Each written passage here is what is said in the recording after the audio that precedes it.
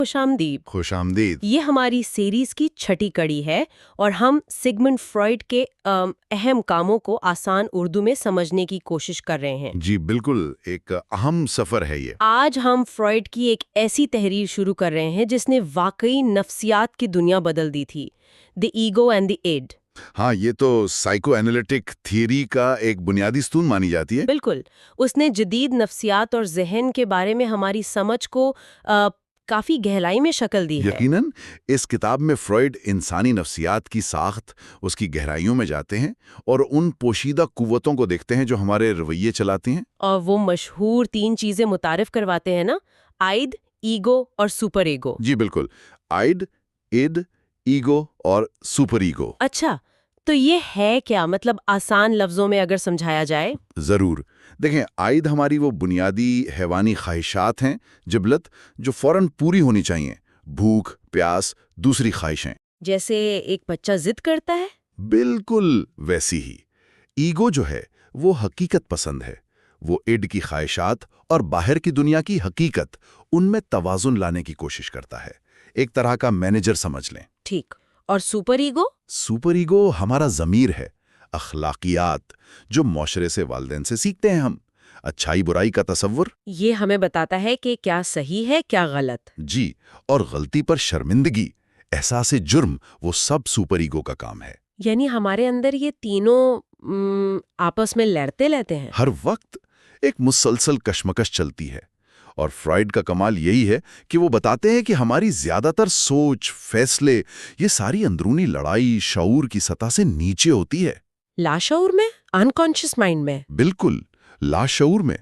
یہ کتاب اسی کی وضاحت کرتی ہے کہ ان تینوں حصوں کی لڑائیاں کیسے ہماری شخصیت بناتی ہیں، ہمارے خواب، ہمارا احساس جرم، یہاں تک کہ ذہنی بیماریاں بھی۔ جی ہاں، ان سب کو یہ کیسے تشکیل دیتی ہیں۔ یہ تو واقعی بہت دلچسپ ہے۔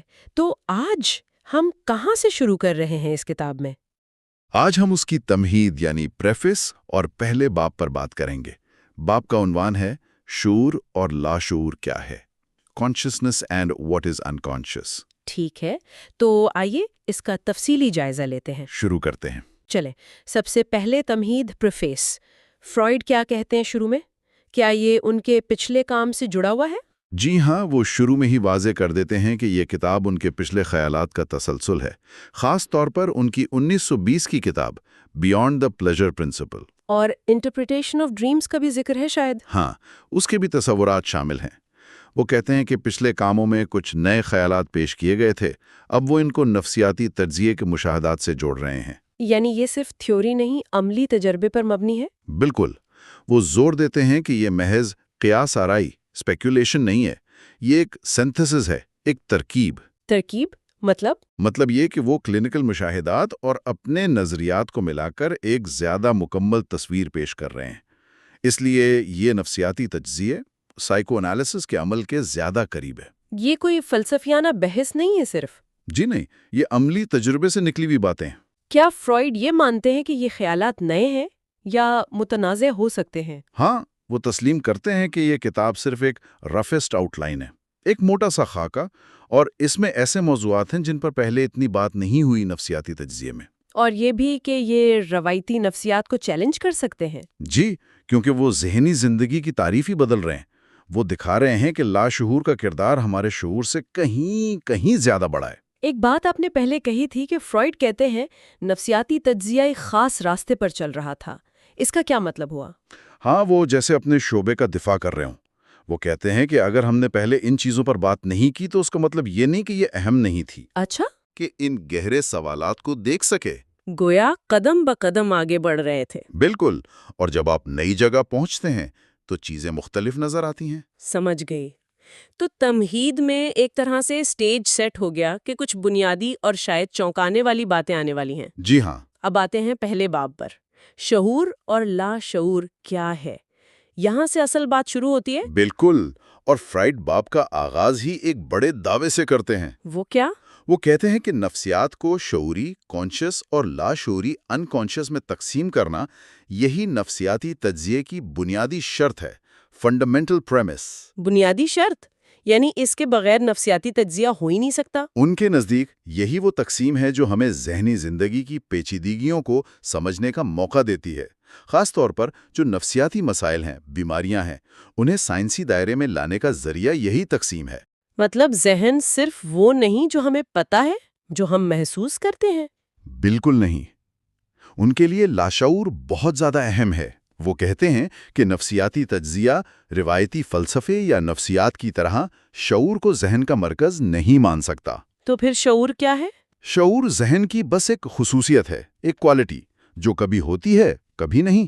اصل کھیل تو لاشعور میں چل رہا ہے۔ یہ بات تو اس وقت کے فلاسفرز کے لیے ہضم کرنا بہت مشکل ہوئی ہوگی۔ او بالکل، فرائیڈ خود اس کا ذکر کرتے ہیں۔ وہ اسے پہلا شائبولیتھ، فرسٹ شائبولیتھ کہتے ہیں۔ شائبولت یعنی ایک ایسا بنیادی اصول جو ان کے نظریے کو دوسروں سے الگ کرتا ہے، جس پر کوئی سمجھوتا نہیں۔ وہ جانتے تھے کہ فلاسفرز کے لیے یہ بات ناقابل یقین ہے کہ ذہن کا کوئی حصہ لاشعوری بھی ہو سکتا ہے۔ ان کے لیے تو ذہن اور شعور ایک ہی چیز تھی۔ جی ہاں، ان کے نزدیک لاشعوری ذہن کا خیال ہی مذاق خیز تھا۔ تو فرائیڈ نے کیسے ثابت کیا کہ وہ صحیح ہیں؟ کیا دلیل دی لاشعور کے لیے؟ انہوں نے عملی مشاہدات کا سہارا لیا، خاص طور پر خواب، ڈریمز اور ہائپنوسس۔ ان میں کیا خاص بات تھی؟ ان حالتوں میں ایسی ذہنی سرگرمیاں نظر آتی ہیں جو ہمارے شعوری کنٹرول میں نہیں ہوتی، لیکن ان کے اثرات بہت گہرے ہوتے ہیں۔ فرائیڈ نے کہا کہ صرف شعور والی نفسیات ان کی وضاحت نہیں کر سکتی۔ لاشعور کو مانے بغیر یہ سمجھ نہیں آ سکتے؟ ناممکن ہے، لاشعور کا تصور ضروری ہو جاتا ہے۔ اچھا، تو پھر فرائیڈ کے نزدیک شعور ہے کیا؟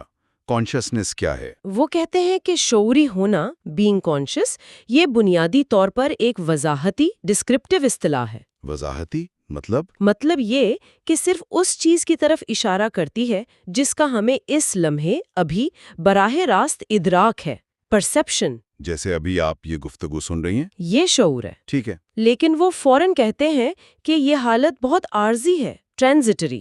کوئی بھی خیال، کوئی بھی احساس زیادہ دیر شعور میں ٹکتا نہیں۔ جیسے میں نے کل کیا کھایا تھا، مجھے یاد تو ہے، پر میں ہر وقت اس بارے میں سوچ نہیں رہی ہوتی۔ بالکل صحیح مثال ہے۔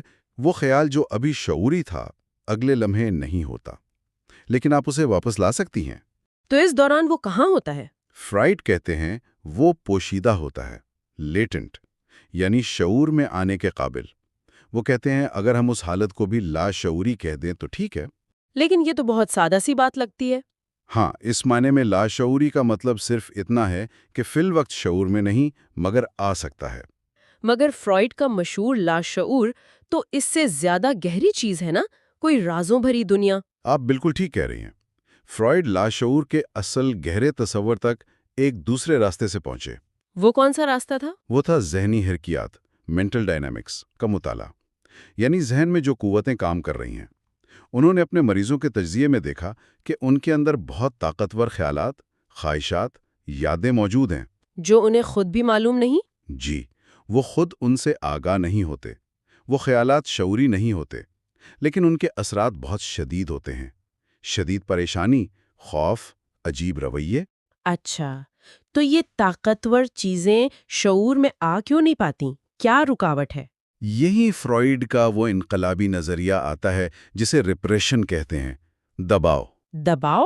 جی، وہ کہتے ہیں کہ یہ خیالات اس لیے شعوری نہیں ہو پاتے کیونکہ ایک خاص نفسیاتی قوت، ایک فورس، ان کی سخت مخالفت کرتی ہے، انہیں دباتی ہے، شعور سے باہر رکھتی ہے۔ کیوں دباتی ہے؟ شاید اس لیے کہ وہ تکلیف دہ ہیں، ناگوار ہیں یا معاشرتی طور پر قابل قبول نہیں۔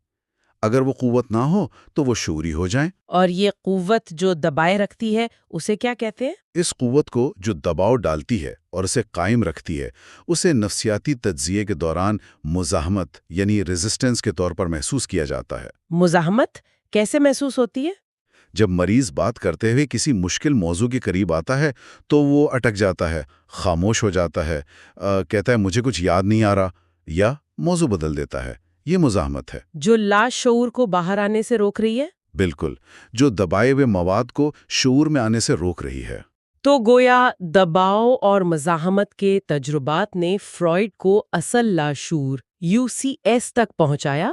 جی ہاں، اب لاشعور صرف ایک وضاحتی چیز نہیں رہی، اب وہ ایک حرکیاتی ڈائنامک تصور بن گیا۔ دبایا ہوا مواد، the repressed، یہی اصل لاشعور UCS کا نمونہ ہے۔ پروٹوٹائپ۔ جی یہ وہ چیزیں ہیں جنہیں زبردستی ذہن کے تہخانے میں بند کیا گیا ہے؟ بالکل، فعال طور پر شعور سے دور رکھا گیا ہے۔ تو اب ہمارے پاس لاشعور کی دو قسمیں ہو گئیں، ایک وہ جو بس پوشیدہ ہے، آسانی سے یاد آ سکتا ہے، جی اور دوسرا وہ جو دبایا ہوا ہے، جسے باہر لانا مشکل ہے۔ بالکل، اور فروئڈ نے ان میں صاف فرق کیا، یہ بہت اہم ہے۔ کیا نام دیے انہوں نے؟ پہلی قسم، جو خیالات فی الحال شعور میں نہیں مگر آسانی سے لائے جا سکتے ہیں، اسے انہوں نے کہا ما قبل شعور، پری کانشیس PCS۔ یہ شعور کا ویٹنگ روم ہے۔ پری کانشیس PCS۔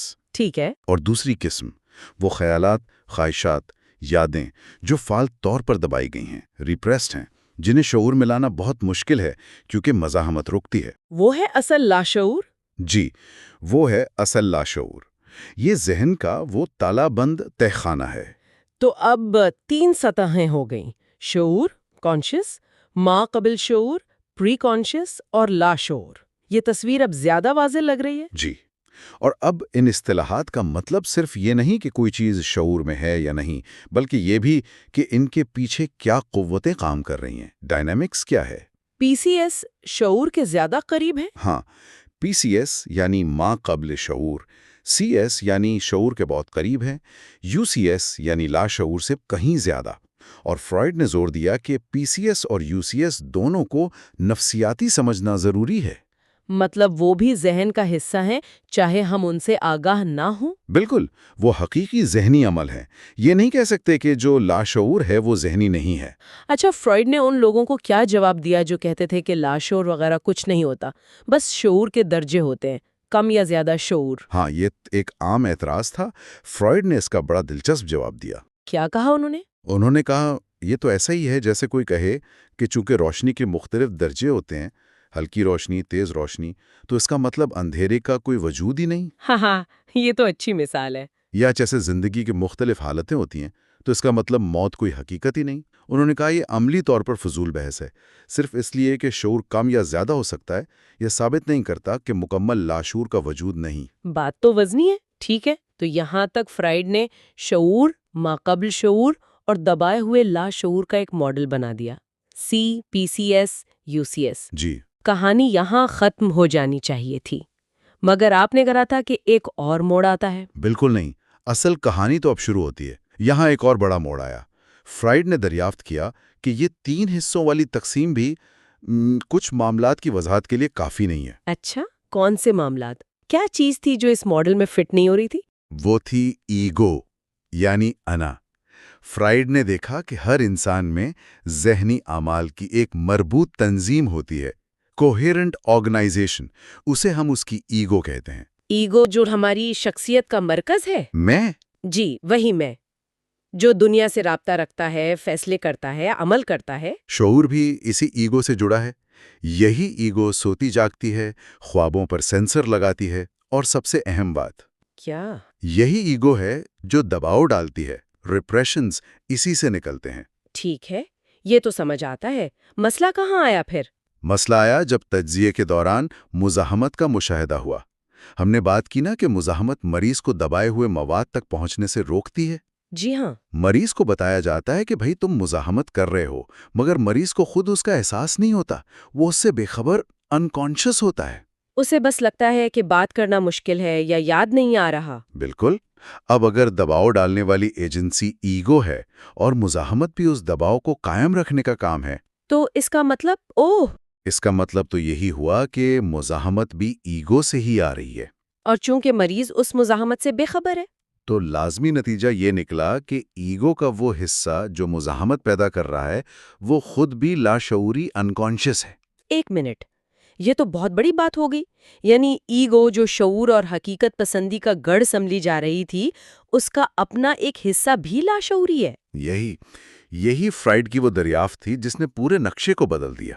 ہمیں ایگو کے اندر ہی کچھ ایسا ملا جو بالکل دبائے ہوئے مواد ریپریسڈ کی طرح کام کرتا ہے۔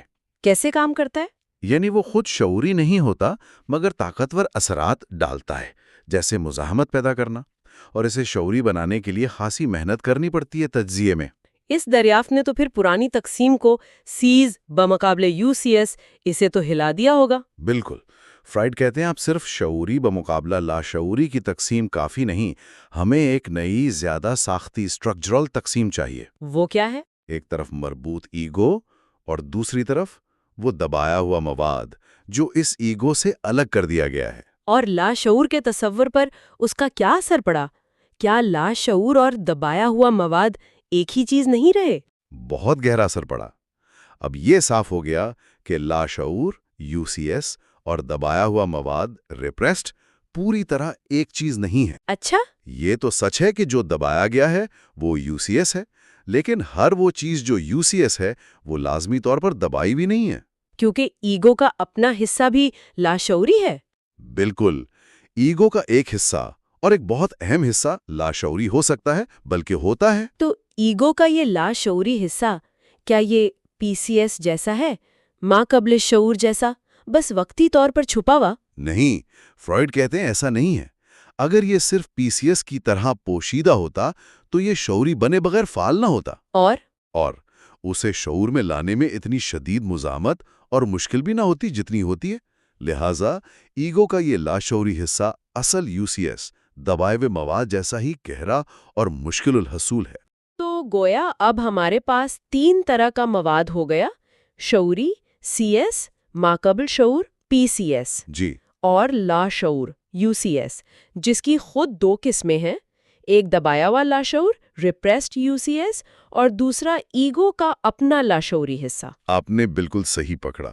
اس طرح ایک تیسرے قسم کے لاشعور کو ماننا پڑا، ایک ایسا لاشعور جو دبایا ہوا نہیں ہے مگر پھر بھی لاشعور ہے۔ اس سے تو لاشعوری ہونے کی اہمیت کچھ کم نہیں ہو گئی۔ مطلب یہ اب اتنی صاف تقسیم نہیں رہی۔ ہاں، فرائڈ مانتے ہیں کہ اس دریافت سے لاشعوری ہونے کی خصوصیت کی اہمیت کچھ کم لگنے لگتی ہے، کیونکہ اب یہ ایک ایسی خاصیت ہے جس کے کئی مطلب ہو سکتے ہیں۔ یہ خود پوری کہانی نہیں بتاتی۔ لیکن کیا فرائڈ نے پھر شعور لاشعور کے فرق کو ختم کر دیا؟ نہیں، بالکل نہیں۔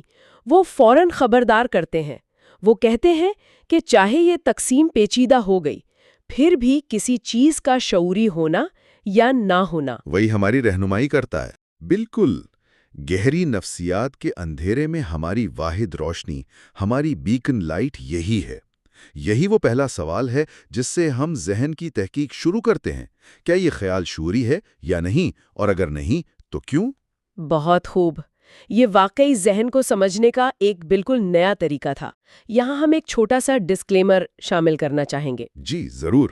یہ مواد صرف تعلیمی مقاصد کے لیے پیش کیا جا رہا ہے۔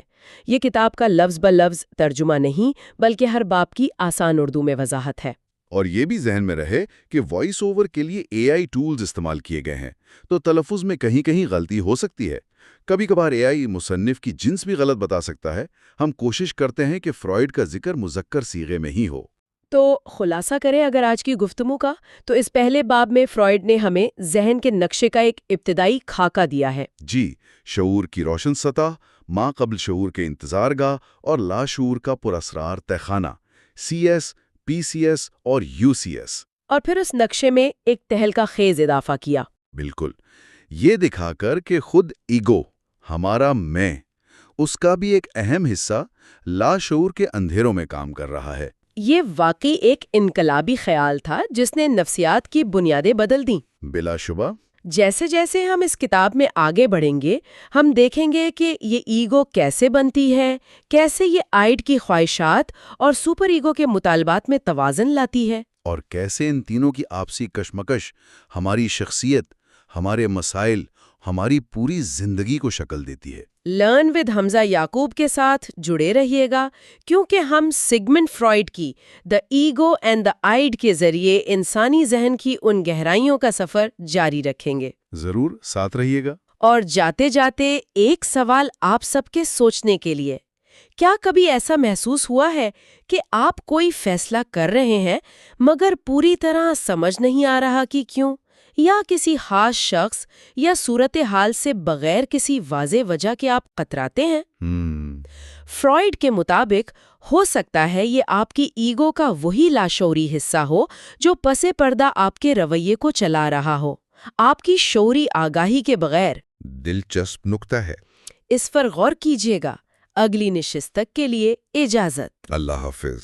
खुशामदीद। आज हम सिगमंड फ्राइड के एक बहुत ही अहम बल्कि बुनियादी काम the ego and the end यानी खुदी और जिबिल्ली ज़ात के दूसरे बाब का गहराई से जायजा ले रहे हैं। जी, ये बाप फ्राइड के जहन के नक्शे को समझने के लिए बहुत ज़रूरी है। यहाँ वो ईगो यानी हमारी खुदी और इड जो हमारी बुनियादी जिबिल्लतें हैं उनके पेचीदा ताल्लुक को वाज़ह करते हैं। और जो बात मुझे सबसे ज़्यादा दिलचस्प लगी वो ये कि ईगो जिसे हम मैं समझते हैं वो कोई अलग चीज़ नहीं है। फ्राइड कहते हैं ये इड से ही निकलती है। बिल्कुल। आप इसे यूं समझें कि इड एक वसी गहरा समंदर है हमारी बुनियादी ख्वाहिशात का, और ईगो गोया उस समंदर की सतह पर बनने वाला वो हिस्सा है जो बाहर की दुनिया यानी हकीकत से टकरा कर तश्कील पाता है। अच्छा, तो ये बाहर की दुनिया से निमटने के लिए बनती है? जी हाँ, क्योंकि इड तो बस फौरन अपनी ख्वाहिश पूरी करना चाहती है। इसे फ्राइड ने लज्जत का उसूल कहा है, प्लेजर प्रिंसिपल। ठीक। लेकिन हकीकत तो यह है कि हर ख्वाहिश फौरन पूरी नहीं हो सकती।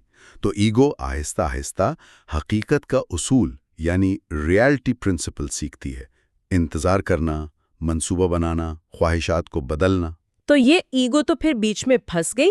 एक तरफ इड का दबाव, जी, दूसरी तरफ बाहर की दुनिया की हकीकतें, और फिर एक तीसरी ताकत भी तो है, सुपर ईगो, जिसका जिक्र आगे आएगा। बिल्कुल। सुपर ईगो यानी हमारा ज़मीर, अखलाकियात का पैमाना। तो ईगो इन तीनों के दरमियान तवाज़ुन कायम करने की कोशिश करती है। ये एक तरह की मैनेजर है। आज हम इसी ईगो की कहानी को समझेंगे। ये कैसे बनती है, हमारा शूर यानी कॉन्शियसनेस इसमें क्या करता है, और ये दबाव कैसे झेलती है। और फ्राइड का एक बहुत अहम नुक्ता ये भी है कि खुद ये ईगो, हमारी ये समझदार खुदी भी मुकम्मल तौर पर शऊरी नहीं होती। अच्छा। जी, इसका भी एक बड़ा हिस्सा गैर शऊरी यानी अनकॉन्शियस होता है। हम अपने फैसलों के पीछे छुपे असल महरुकात से अक्सर नावाकिफ होते हैं। वाह, ये तो गहरी बात है। तो आज हम देखेंगे कि फ्राइड शऊर, कॉन्शियस, प्री कॉन्शियस और गैर शऊर अनकॉन्शियस में कैसे फ़र्क करते हैं, और कोई ख्याल या एहसास शऊर तक पहुंचता कैसे है। ठीक है, तो शुरू करते हैं। फ्रॉइड शऊर को ज़हनी निज़ाम की सतह कहते हैं। इसका क्या मतलब है? फ्रॉइड के मॉडल में शऊर सबसे बाहर वाली तय है। ये वो निज़ाम है जो बाहर की दुनिया से आने वाले तासुरात यानी परसेप्शंस को सबसे पहले वसूल करता है। यानी जो हम देखते सुनते हैं। जी, वो उसे PCT-CS सिस्टम कहते हैं, परसेप्शन कॉन्शियसनेस सिस्टम। ये हमारे हवास से मुंसलिक है, गोया जहन की वो खिड़की जो बाहर खुलती है। ये तो समझ आया, लेकिन जो हमारे अंदर के ख्यालात हैं, यादें हैं, वो शऊर तक कैसे आती हैं? हाँ, ये थोड़ा पेचीदा है। फ्रॉइड कहते हैं कि जो ख्यालात गैर शऊर UCS में हैं, वो सीधे शऊर कॉन्शियस में नहीं आ सकते। अच्छा। उन्हें पहले एक दरमियानी स्टेशन से गुजरना पड़ता है। उसे वो कब्ल शऊर प्री कॉन्शियस कहते हैं। कब्ल शऊर, ये क्या है? कब्ल शऊर में वो चीज़ें होती हैं जो इस वक्त हमारे ध्यान में नहीं, लेकिन हम कोशिश करें तो याद आ सकती हैं। जैसे कल रात क्या खाया था या किसी दोस्त का नाम। ये शऊर के बिल्कुल करीब है। तो गैर शऊरी ख्याल पहले कब्ल शऊरी बनता है, फिर शऊरी? ये सफ़र कैसे होता है? फ्राइड का ख्याल है कि ये तब होता है जब वो गैर शऊरी ख्याल, जो शायद कोई तस्वीर हो, कोई ख्वाहिश, जी, वो अल्फाज के तस्वुरात से जुड़ जाता है, वर्ड प्रेजेंटेशन से। अल्फाज से? जी, जब उस ख्याल को लफ्ज़ मिल जाते हैं। ये लफ्ज़ दरअसल सुनी हुई बातों की यादें होती हैं जो हमारे जहन में महफूज हैं। तो ये अल्फाज एक पुल की तरह काम करते हैं। अच्छा। जो गैर शऊरी मवाद को कब्ल शऊर तक लाते हैं और वहां से वो शऊर में दाखिल हो सकता है। तो गोया अल्फाज एक चाबी है गैर शऊरी ख्यालात को शऊर में लाने की। एक तरह से हाँ। फ्राइड ये भी कहते हैं कि उसूली तौर पर वही चीज़ शऊरी हो सकती है जो कभी न कभी शऊरी तासुर रही हो, यानी बाहर से आई हो। लाजमी है। क्या हम तस्वीरों में नहीं सोच सकते?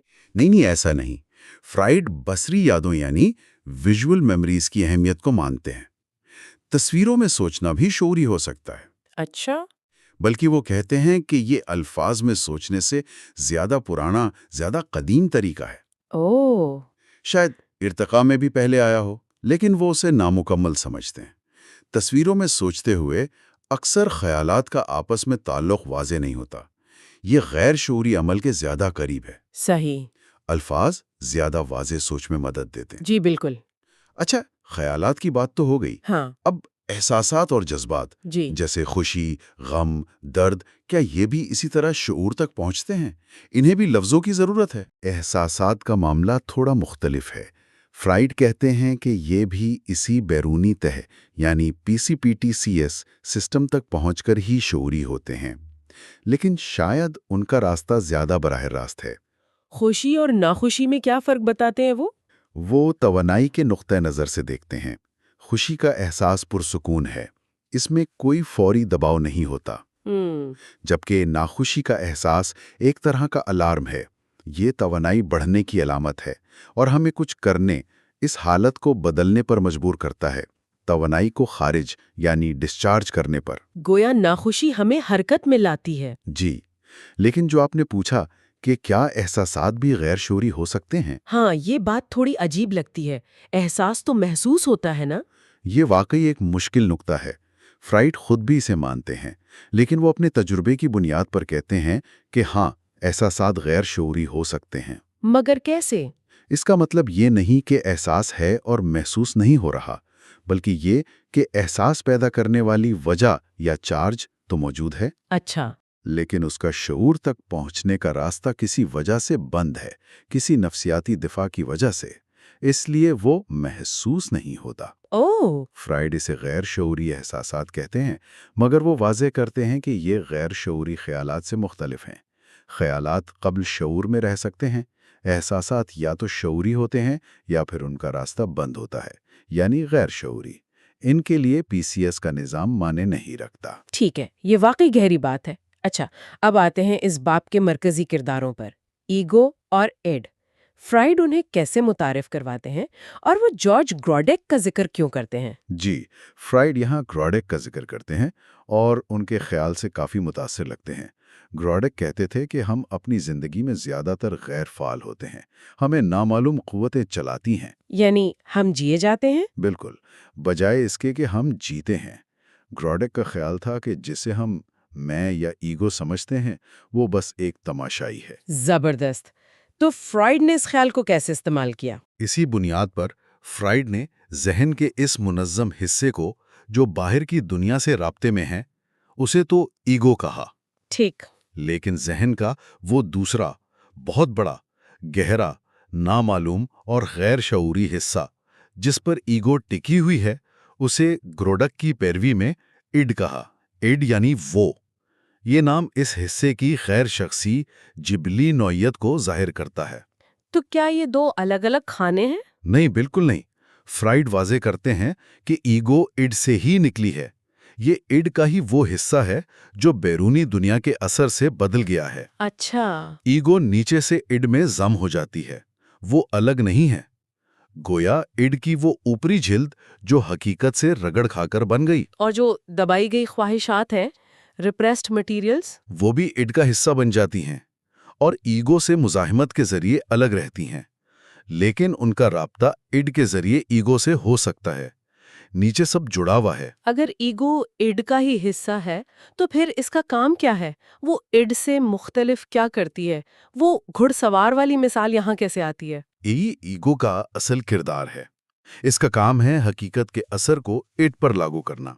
यानी हकीकत का असूल बमुकाबला लज्जत का असूल? जी बिल्कुल। इड तो फौरन तस्कीन चाहती है। ईगो कहती है नहीं, रुको, देखो, सही वक्त और तरीका क्या है। फ्रॉइड कहते हैं ईगो अकल और समझबूझ की नुमाइंदा है, जबकि इड जज्बात की। और वो घुड़सवार वाली मिसाल? वो मिसाल ईगो के कंट्रोल की कमजोरी दिखाती है। ईगो का इड से रिश्ता घुड़सवार और घोड़े जैसा है। घोड़ा इड बहुत ताकतवर है, सवार ईगो उसे काबू करता है, रास्ता दिखाता है। लेकिन सवार ये काम घोड़े की ही ताकत से करता है, उसके पास अपनी ताकत नहीं, और अक्सर घोड़ा अपनी मर्जी की सिमत जा सकता है। तो ईगो को समझौता करना पड़ता है?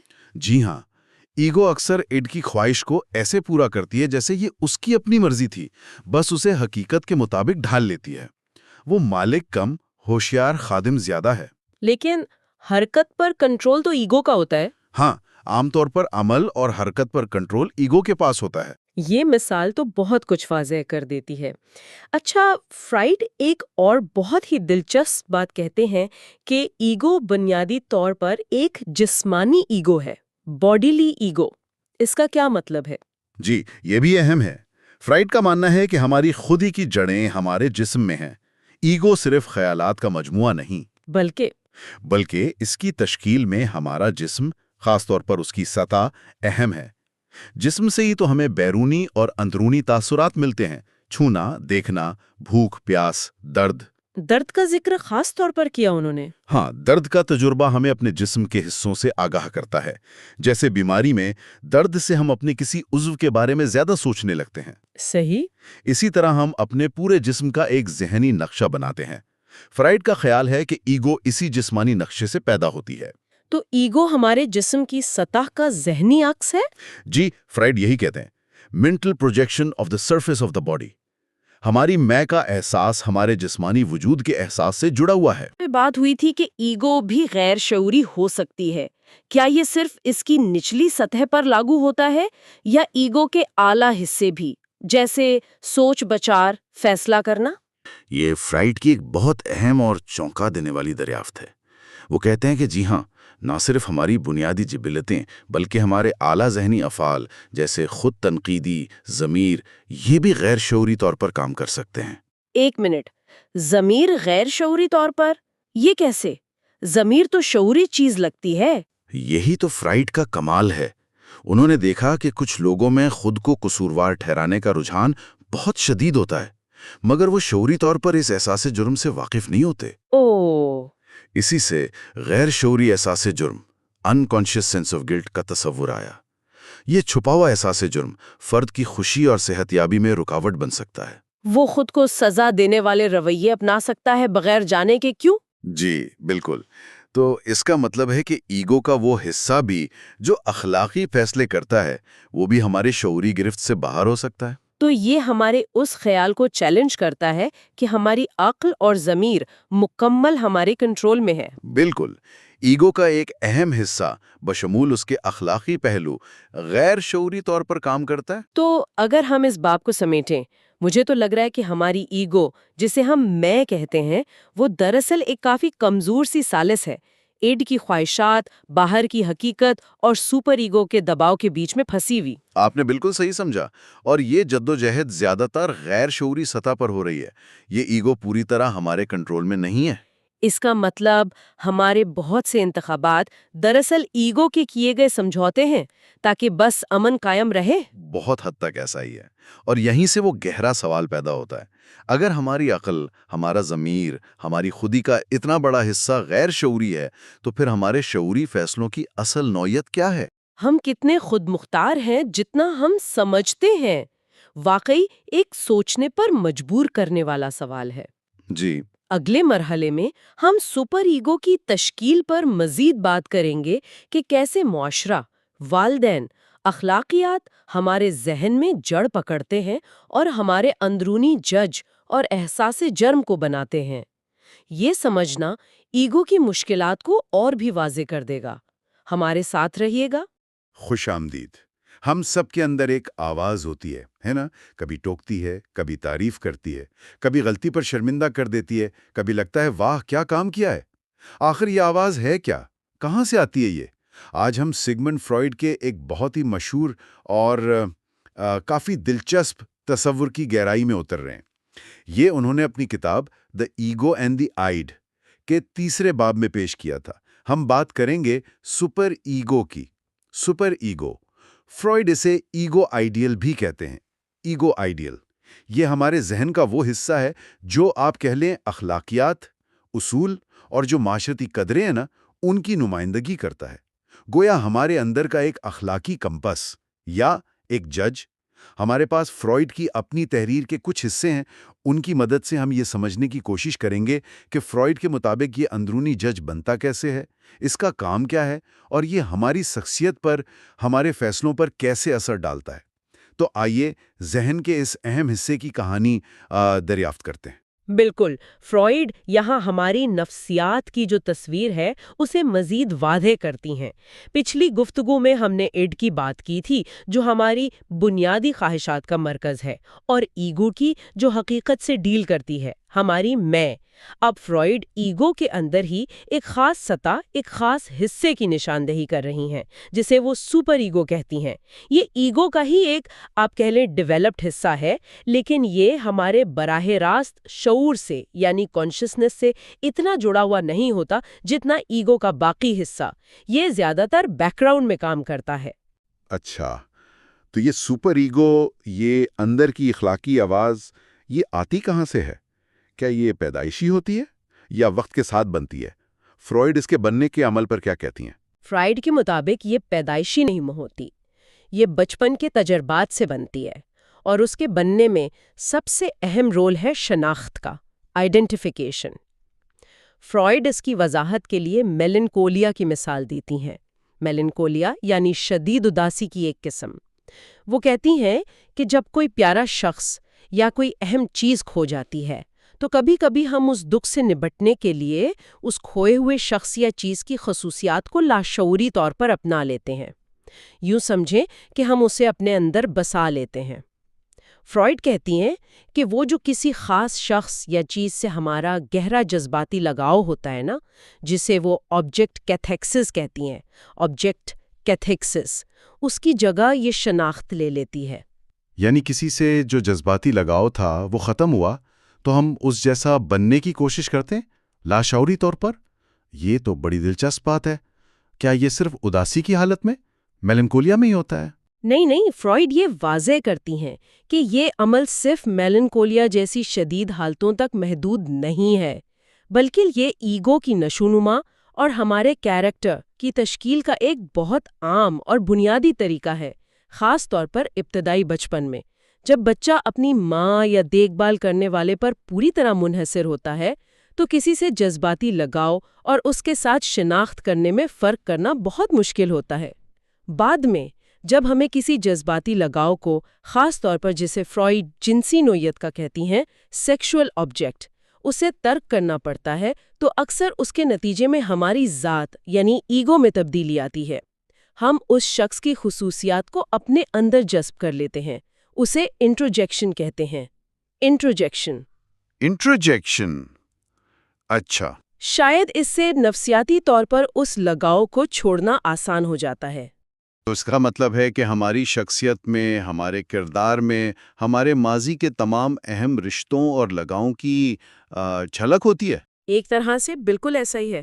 فرائیڈ کہتی ہیں کہ ہمارا کردار گویا ان تمام ترک شدہ جذباتی لگاؤں کا نچوڑ یا خلاصہ ہے۔ پریسیپیٹیٹ۔ اس میں ہمارے ماضی میں پسند کیے گئے لوگوں یا چیزوں کی تاریخ چھپی ہوتی ہے۔ فرائیڈ یہاں تک کہتی ہیں کہ اگر کسی کے بہت سے محبت کے تجربات رہے ہوں تو اس کی شخصیت میں ان تمام پچھلے رشتوں کے اثرات دیکھے جا سکتے ہیں، اور یہ شناخت کا عمل صرف ماضی کی یادگار نہیں ہے، یہ ایگو کا آئڈ یعنی ہماری بنیادی خواہشات پر قابو پانے کا ایک طریقہ بھی ہے۔ گویا ایگو لاشعوری طور پر آئڈ سے کہتا ہے، دیکھو تمہیں اس شخص کی ضرورت نہیں، تم مجھ سے بھی لگاؤ رکھ سکتے ہو، میں بھی تو کچھ ویسا ہی ہوں۔ یہیں پر فرائیڈ ایک اور اہم تصور کا بھی ذکر کرتے ہیں، سبلیمیشن، یعنی تہذیب نفس۔ کیا یہ شناخت کا عمل ہی ہے جس کے ذریعے ہماری بنیادی توانائی لبیڈو، خاص طور پر جنسی توانائی، زیادہ قابل قبول غیر جنسی مقاصد کی طرف مڑ جاتی ہے؟ کیا ایگو اس توانائی کو پہلے اپنی طرف موڑتا ہے یعنی نارسسسٹک لبیڈو بناتا ہے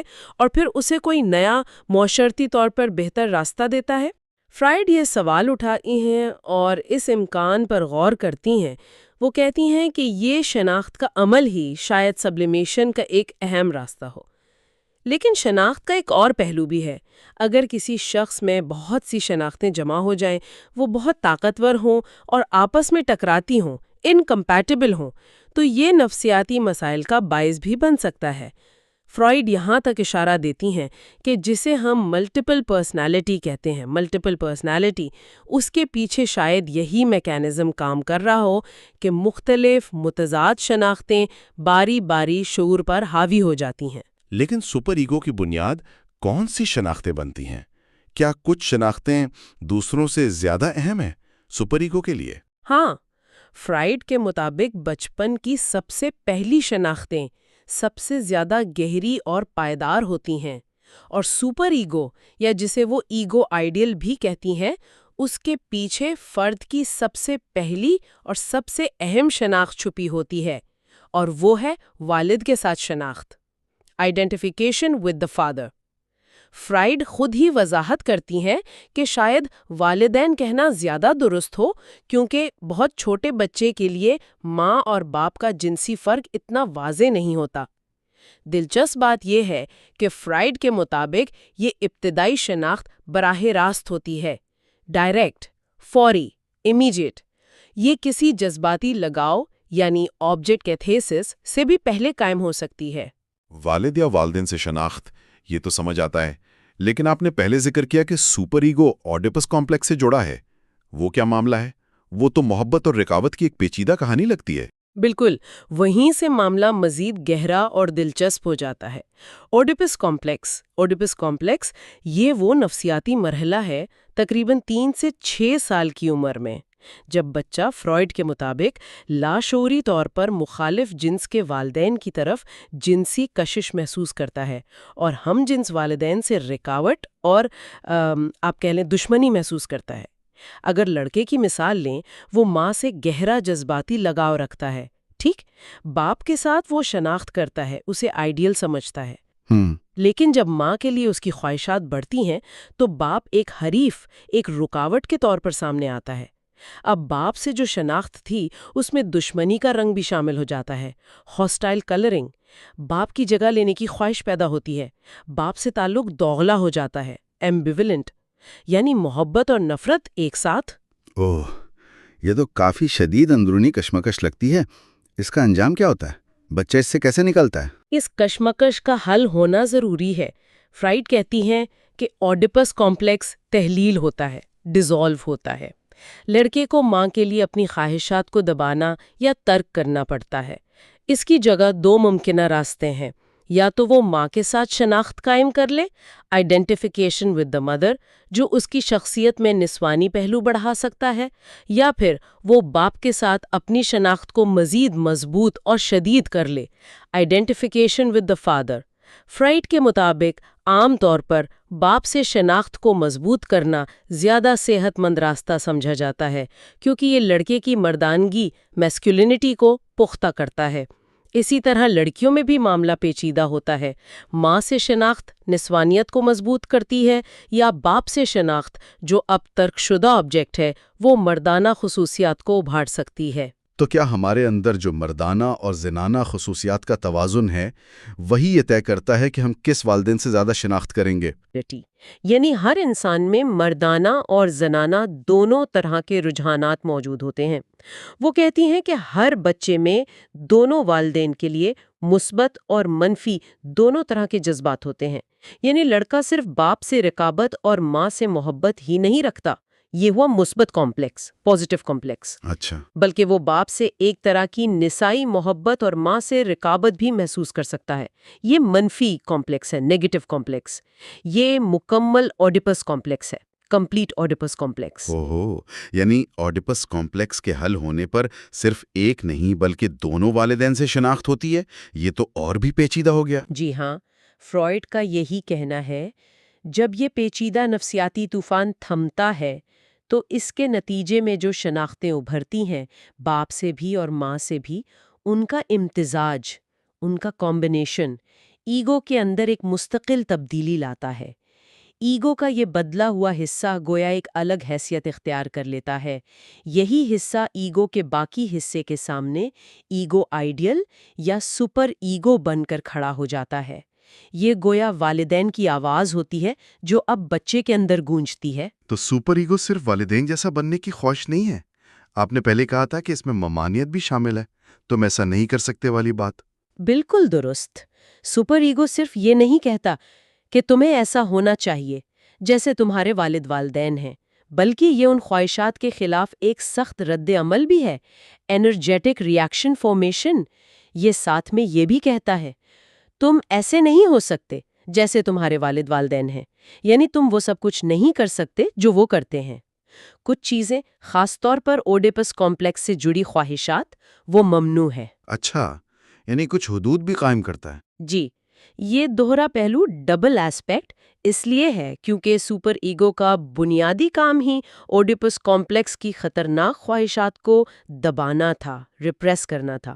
اس نے یہ طاقت اور اختیار گویا والدین سے، خاص طور پر والد سے، جو معاشرتی اصولوں کا نمائندہ سمجھا جاتا تھا، ادھار لیا تھا۔ بورو کیا تھا۔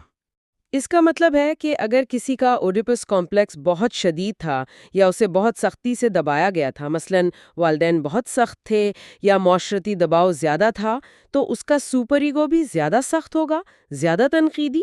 فرائیڈ کا یہی ماننا ہے، جتنا مضبوط اوڈیپس کمپلیکس تھا اور جتنی تیزی اور سختی سے اسے دبایا گیا، اتنا ہی سخت اور مطالباتی سپر ایگو بعد میں ایگو پر حکمرانی کرے گا۔ یہ حکمرانی ضمیر کی چبھن، کانشنس، یا پھر لاشعوری احساس جرم، انکانشس سینس آف گلٹ کی صورت میں ظاہر ہوتی ہے۔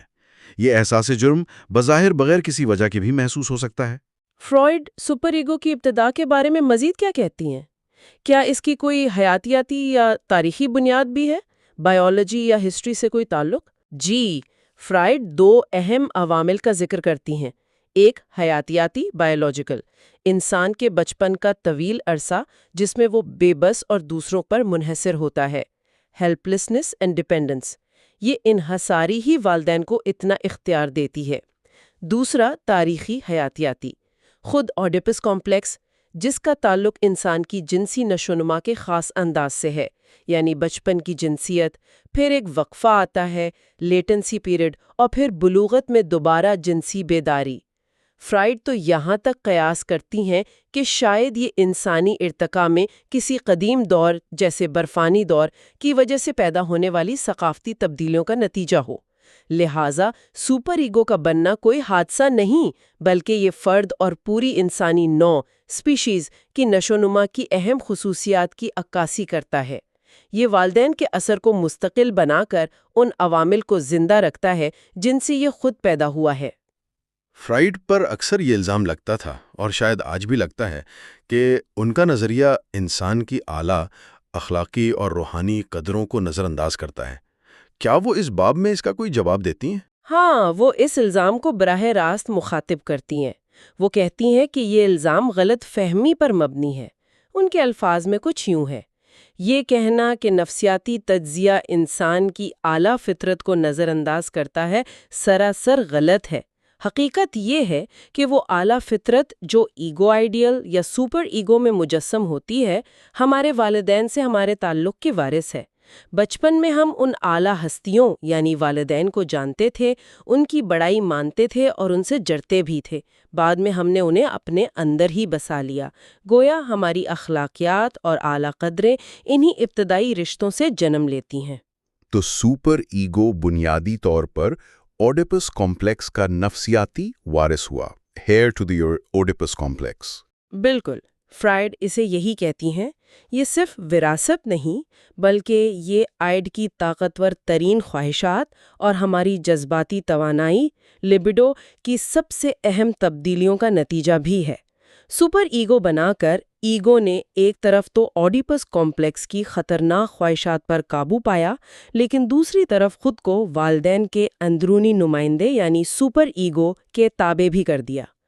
ایک دلچسپ تضاد یہ ہے کہ جہاں ایگو کا بنیادی تعلق بیرونی دنیا سے ہے، حقیقت سے، ریالٹی سے، وہیں سپر ایگو کا تعلق اندرونی دنیا یعنی عائد خواہشات سے زیادہ گہرا ہوتا ہے۔ اس لیے ایگو اور سپر ایگو کے درمیان جو کشمکش چلتی رہتی ہے، وہ دراصل بیرونی حقیقت اور اندرونی خواہشات کے ٹکراؤ کی ہی عکاسی کرتی ہے۔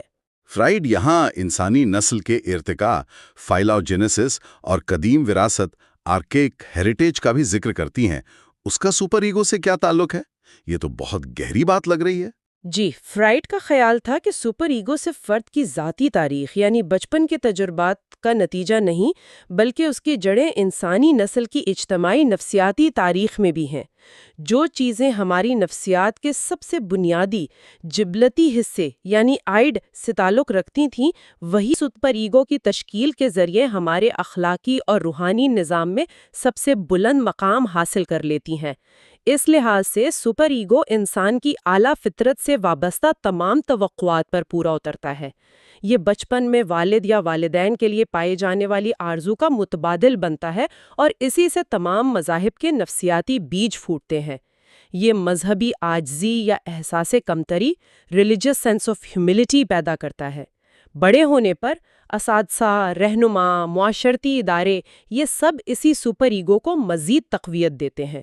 ضمیر کی آواز اسی سپر ایگو کا اظہار ہے۔ اور احساسی جرم کا کیا ہے؟ سینس آف گلٹ، وہ بھی اسی سے آتا ہے؟ جی، ضمیر یعنی سپر ایگو کے مطالبات اور ہماری اصل کارکردگی یعنی ایگو کے اعمال کے درمیان جو فرق یا تناؤ ہوتا ہے، ٹینشن، وہی ہمیں احساس جرم کے طور پر محسوس ہوتا ہے۔ یہاں تک کہ ہمارے سماجی احساسات، سوشل فیلنگز یعنی دوسروں سے جڑنے اور گروہی شناخت بنانے کی صلاحیت بھی فرائیڈ کے مطابق اسی پر مبنی ہے کہ ہم ان لوگوں سے شناخت کرتے ہیں جن کا ایگو آئیڈیل یعنی اقدار کا نظام ہمارے جیسا ہو۔ فرائیڈ اپنی کتاب ٹوٹم اینڈ ٹیبو کا حوالہ دیتے ہوئے یہ نتیجہ اخذ کرتی ہیں کہ مذہب، اخلاقیات اور سماجی احساس، یہ تینوں چیزیں جو انسان کی اعلیٰ زندگی کی بنیاد سمجھی جاتی ہیں، اصل میں نفسیاتی طور پر ایک ہی جڑ سے نکلی ہیں، یعنی والد کمپلیکس سے، فادر کمپلیکس۔ اور چونکہ سپر ایگو کی جڑیں آئیڈ کی لاشعوری خواہشات اور اوڈیپس کمپلیکس کی دبی ہوئی کشمکش میں پیوست ہوتی ہیں، اس لیے سپر ایگو خود بھی بڑی حد تک لاشعوری رہتا ہے، انکانشس۔ یہ ہماری براہ راست گرفت سے باہر ہوتا ہے، وہ پسے پردہ رہ کر ہم پر اثر انداز ہوتا رہتا ہے۔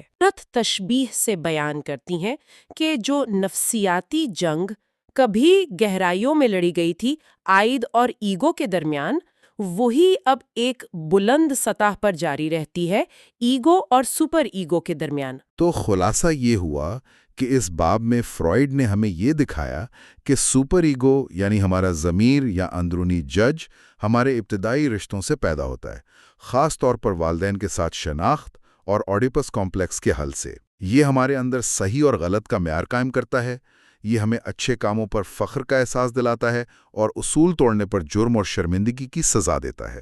آئیڈ ہماری خواہشات، ایگو حقیقت سے نبٹنے والا منتظم اور سپر ایگو ہمارا اخلاقی نگران۔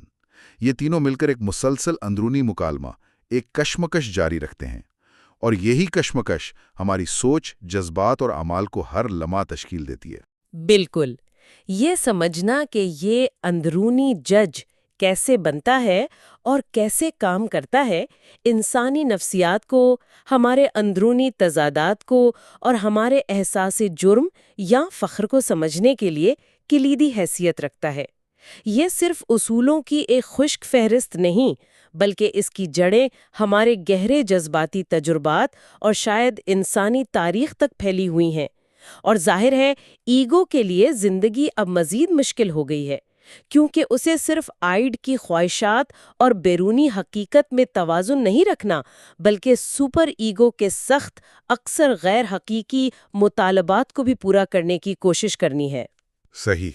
اگلے مرحلے میں ہم دیکھیں گے کہ یہ تینوں طاقتیں، آئیڈ، ایگو، سپر ایگو، آپس میں مزید کیسے ٹکراتی ہیں، اور ایگو کس طرح اس اندرونی دباؤ، پریشانی، انگزائٹی اور احساس جرم سے بچنے کے لیے مختلف نفسیاتی دفاعی حربے استعمال کرتا ہے، ڈیفنس میکانزمز۔ اور جاتے جاتے ایک سوال سوچنے کے لیے چھوڑے جاتے ہیں۔ اگر سپر ایگو ہمارے والدین اور معاشرے کی اقدار کا اندرونی عکس ہے، تو کیا مختلف ثقافتوں اور مختلف خاندانی ماحول میں پلنے والے لوگوں کے سپر ایگو بھی مختلف نہیں ہوں گے؟ ایک معاشرے میں جو بات بالکل ٹھیک سمجھی جاتی ہے، ہو سکتا ہے دوسرے میں وہ شدید احساس جرم پیدا کرے۔ یہ فرق افراد کی شخصیت پر، ان کے فیصلوں پر اور ان کی خوشی یا ناخوشی پر کیسے اثر انداز ہوتا ہوگا، اس پر غور کیجیے گا۔ خوش آمدید۔ آج ہم سگمنڈ فرائیڈ کے ایک ایسے نظریے کی گہرائی میں اتر رہے ہیں جو انسانی نفسیات کی بنیادوں کو سمجھنے کے لیے بہت اہم ہے۔ ان کے کام کے باب چہارم میں وہ دو بنیادی بہت طاقتور جبلتوں یا آپ کہہ لیں اندرونی قوتوں انسٹنکٹس کا ذکر کرتے ہیں جو ہمارے ہر عمل، ہر سوچ کے پیچھے ہیں۔ جی ہاں، یہ فرائیڈ کے نظریے کا بالکل آپ کہہ سکتے ہیں مرکزی نقطہ ہے۔ وہ کہتے ہیں کہ ہر انسان کے اندر یہ دو بنیادی ڈرائیوز ہیں جو مسلسل ایک دوسرے سے ٹکرا رہی ہیں۔ ان کو سمجھنا کہ یہ ہیں کیا اور کیسے کام کرتی ہیں، یہ انسانی رویے کو سمجھنے کی ایک طرح سے چابی ہے۔ تو آج کی ہماری اس گفتگو کا مقصد کیا بنتا ہے؟ ہم فرائیڈ کے اپنے خیالات کی روشنی میں ان دو جبلتوں کو سمجھنے کی کوشش کریں گے۔ ایک جسے وہ ایروز کہتے ہیں، یعنی زندگی، محبت، تخلیق کی جبلت، اور دوسری سیناتھوس جو تباہی، جارحیت اور شاید موت کی طرف لے جاتی ہے۔ یہ ہیں کیا اصل میں؟ ان کا آپس میں تعلق کیا ہے؟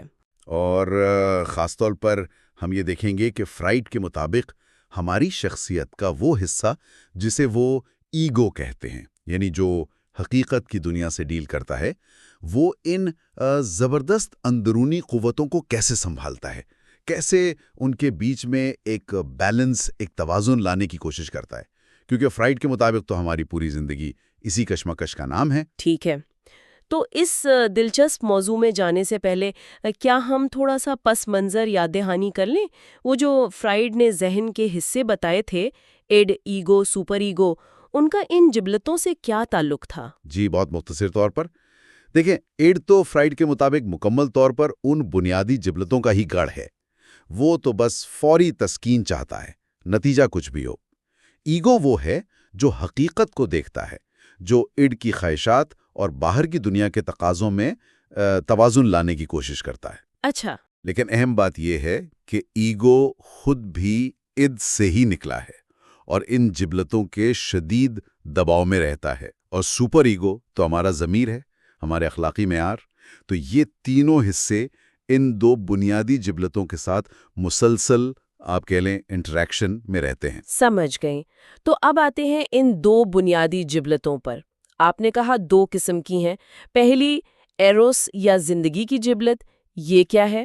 ایروس، جسے زندگی کی جبلت بھی کہتے ہیں، یہ وہ قوت ہے جو ہمیں زندگی کی طرف دھکیلتی ہے۔ اس میں صرف جنسی خواہشاتی نہیں ہے جیسا کہ عام طور پر لوگ سمجھتے ہیں۔ اچھا، جی نہیں، بلکہ اس میں زندہ رہنے کی خواہش، محبت، رشتے بنانے کی چاہت، کچھ نیا کرنے، تخلیق کرنے کی لگن، چیزوں کو جوڑنے اور تعمیر کرنے کا رجحان، یہ سب ایروس کے ہی مظاہر ہیں۔ یعنی اس میں وہ جو اپنی حفاظت کی جبلت ہے، سیلف پریزرویشن، وہ بھی شامل ہے۔ بالکل، فرائیڈ کے مطابق ایگو کی جو اپنی بقا کی جبلت ہے، وہ بھی ایروس کا ہی حصہ ہے۔ ایروس کا بنیادی کام ہے زندگی کو قائم رکھنا، اسے پیچیدہ بنانا، بکھری ہوئی چیزوں کو جوڑ کر بڑی اکائیاں بنانا، جیسے خلیے مل کر جسم بناتے ہیں یا لوگ مل کر معاشرہ۔ یہ تعمیر اور محبت کی قوت ہے۔ فرائیڈ کہتے ہیں کہ یہ نسبتاً زیادہ نظر آتی ہے اور اس کا مطالعہ آسان ہے۔ اور دوسری قسم، وہ جو زیادہ کیا کہیں پر اسرار سی لگتی ہے، موت کی جبلت۔ جی، موت کی جبلت، ڈیتھ انسٹنکٹ یا تھیناٹوس جیسا کہ اسے بعد میں کہا گیا، فرائیڈ خود بھی مانتے تھے کہ اسے پہچاننا اور سمجھنا زیادہ مشکل کام تھا۔ یہ وہ اندرونی رجحان ہے جو ہر جاندار چیز کو واپس اس کی پچھلی یعنی بے جان حالت انینیمیٹ سٹیٹ میں لے جانا چاہتا ہے۔ یہ ٹوٹنے، بکھرنے اور ختم ہونے کی طرف ایک آپ کہیں خاموشی سی کشش ہے۔ لیکن یہ خود کو ظاہر کیسے کرتی ہے اگر یہ اتنی خاموش ہے تو؟ فرائیڈ نے سیڈزم کو، یعنی دوسروں کو تکلیف پہنچا کر لذت پانے کے رجحان کو، اس کا ایک ممکنہ نمائندہ مانا۔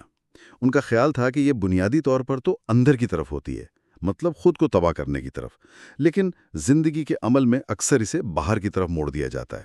اچھا، اور جب یہ باہر کی طرف مڑتی ہے تو تخریب کی جبلت، یا جسے ہم عام زبان میں جارحیت کہتے ہیں، اس کی شکل اختیار کر لیتی ہے۔ یہ تو واقعی ایک دوسرے کے بالکل ضد لگتی ہیں۔ ایک زندگی کی طرف کھینچ رہی ہے، دوسری موت کی طرف، ایک جوڑ رہی ہے، دوسری توڑ رہی ہے۔ بظاہر تو بالکل ایسا ہی ہے، لیکن فرائیڈ یہاں ایک بہت گہری بات کرتے ہیں۔ وہ کہتے ہیں کہ ایک لحاظ سے یہ دونوں جبلتیں قدامت پسند ہیں، یعنی دونوں ماضی کی کسی حالت کو بحال کرنا چاہتی ہیں۔ एरोस जिंदगी से पहले की यकजहती को कायम रखना चाहती है और थिनाटोस जिंदगी से पहले की बेजान हालत को वापस लाना चाहती है। ओह, गोया जिंदगी का वजूद में आना ही इन दोनों मुखालिफ कुव्वतों को जन्म देता है।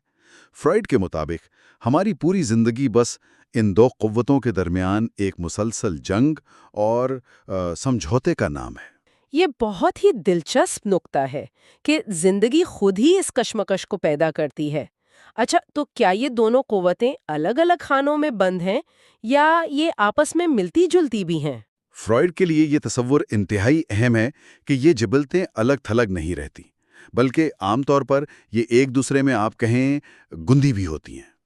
हमारी ज़्यादातर हरकत, हमारे ज़्यादातर जज्बात इन दोनों के मिलाप का, इम्तिजाज का नतीजा होते हैं। ये समझना उनके पूरे नज़रिए के लिए बहुत ज़रूरी है। इस गुंधे हुए होने की कोई मिसाल दे सकते हैं? ये होता कैसे है? एक बुनियादी मिसाल जो फ्रॉइड देते हैं वो खुद जिंदगी की पेचीदगी है। उनका ख्याल है कि जब सादा यानी सिंगल सेल जानदार मिलकर पेचीदा मल्टी सेलुलर जानदार बनाते हैं तो हर एक खलिए की अंदरूनी मौत की जुबल्लत को किसी हद तक आप कहें बेअसर कर दिया जाता है। और ये होता कैसे है? इस तखरीबी तवानाई को बाहर की तरफ मोड़ दिया जाता है। यानी हमारे जिस्म में जो पट्टे हैं, उज़लात, वो इस तखरीबी तवानाई को बैरूनी दुनिया पर इस्तेमाल करने का जरिया बन जाते हैं। बिल्कुल, फ्राइड का ख्याल यही है कि हमारी जारिहत, हमारा गुस्सा, तबाही फैलाने का रुझान, ये दरअसल हमारी अपनी अंदरूनी मौत की जिबलत का रुख बाहर की तरफ मुड़ जाने का नतीजा है। इस तरह ये तखरीब की जिबलत बन जाती है जो दूसरों या माहौल के खिलाफ इस्तेमाल होती है। तो इसका मतलब है कि जब हम गुस्सा करते हैं या खुदा ना खास्ता किसी पर हमला करते हैं तो हम अनजाने में अपनी ही मौत की जिबलत को बाहर निकाल रहे होते हैं। ये तो काफी चौंका देने वाली बात है। फ्रॉइड के नज़रिए के मुताबिक कम से कम जुज़वी तौर पर ऐसा ही है, लेकिन वो ये भी कहते हैं कि अक्सर ये तखरीब की जिबलत एरोस यानी जिंदगी की जिबलत की खिदमत भी करती है। अच्छा, वो कैसे? शिकार करना, अपनी हिफाजत के लिए लड़ना या किसी मकसद को पाने के लिए रुकावटों को दूर करना, उन सब में जारहियत का उन्सुर तो है, लेकिन मकसद जिंदगी को कायम रखना है। ये फ्यूजन या इम्तिजाज की एक मिसाल है। और अगर ये इम्तिजाज टूट जाए, अगर ये जिबलतें अलग हो जाएं, जिसे शायद आपने डिफ्यूजन कहा था? जी हाँ, डिफ्यूजन या अलैदगी भी एक अहम तस्वुर है। मिसाल के तौर पर आम जिनसी रवैये में थोड़ा सा जारहाना उन्सुर, सिडिस्टिक कंपोनेंट शामिल हो सकता है और ये एक सेहतमंद इम्तिजाज समझा जाता है। लेकिन अगर सेडिज्म खुद एक नफ्सियाती कजी, एक परवर्जन के तौर पर अलग हो जाए, जहां तकलीफ पहुंचाना ही बुनियादी मकसद बन जाए, तो ये डिफ्यूजन की मिसाल है। फ्रॉइड कयास करते हैं कि कुछ शदीद नफ्सियाती मसाइल जैसे शदीद जुनूनी कैफियत, ऑब्सेशनल न्यूरोसिस या शायद मिर्गी के दौरे भी इन जिबलतों की अलैदगी और मौत की जिबलत के गलबे का नतीजा हो सकते हैं। क्या नफ्सियाती तौर पर पीछे हटना यानी रिग्रेशन, जैसे कोई बालिग शख्स बच्चों जैसी हरकतें करने लगे, क्या ये भी डिफ्यूजन की एक किस्म है? फ्रॉइड का अंदाजा है कि हाँ, जब हमारी नफ्सियाती तवानाई लिबिडो तरक्की के अगले मराहिल से पीछे हटती है, रिग्रेशन, तो ये भी जिबलतों की अलहदगी की वजह से हो सकता है। इसके बरक्स नफ्सियाती पुख्तगी और अगले मरहले की तरफ बढ़ने के लिए शायद एरोटिक यानी तामीरी अज्जा का इजाफा ज़रूरी होता है। यहाँ तक कि वो जो एक ही शख्स के लिए बावक्त मोहब्बत और नफरत के जज्बात होते हैं, जिसे एम्बिवलेंस कहते हैं, वो भी शायद इन दो कुव्वतों के नामुकम्मल इम्तिजाज की वजह से हो। यहाँ एक उलझन सी पैदा होती है। अगर मोहब्बत एरोस से आती है और नफरत मौत की जिबलत से, तो हम रोज़मर्रा ज़िंदगी में देखते हैं और नफ्सियाती इलाज में भी कि मोहब्बत नफरत में बदल जाती है और कभी नफरत मोहब्बत में। अगर ये दोनों इतनी बुनियादी तौर पर मुख्तलिफ हैं, तो ये तब्दीली कैसे मुमकिन है? क्या ये फ्रॉइड के नज़रिए को कमज़ोर नहीं करता? ये एक बहुत अहम सवाल है और फ्रॉइड ने इस पर गौर किया है। वो मानते हैं कि बज़ाहिर ऐसा लगता है कि बराह रास्त तब्दीली हो रही है। उन्होंने मिसालें भी दी हैं, जैसे पैरानोया में, जहां किसी शख्स के लिए शदीद दबी हुई हमजिन्स परस्ताना मोहब्बत नफरत और शक में बदल जाती है, یا ساماجک تعلقات بننے میں، جہاں شروع کی دشمنی یا مقابلہ بعد میں دوستی یا گروپ کی شناخت میں بدل جاتا ہے۔ تو کیا یہ واقعی ایک جبلت کا دوسرے میں بدل جانا ہے؟ فرائڈ کہتے ہیں ضروری نہیں کہ ہم اسے براہ راست تبدیلی سمجھیں۔ وہ ایک متبادل وضاحت پیش کرتے ہیں جو زیادہ پیچیدہ ہے۔ ان کا خیال ہے کہ اکثر شروع سے ہی دونوں طرح کے جذبات، ایمبیولنٹ ایٹیٹیوڈ، موجود ہوتے ہیں۔ جو تبدیلی ہمیں نظر آتی ہے وہ دراصل توانائی کی منتقلی ہے، ڈسپلیسمنٹ آف کیتھیکسس۔ کیتھیکسس کا مطلب ہے کسی شخص، چیز یا خیال سے جڑی ہوئی جذباتی توانائی۔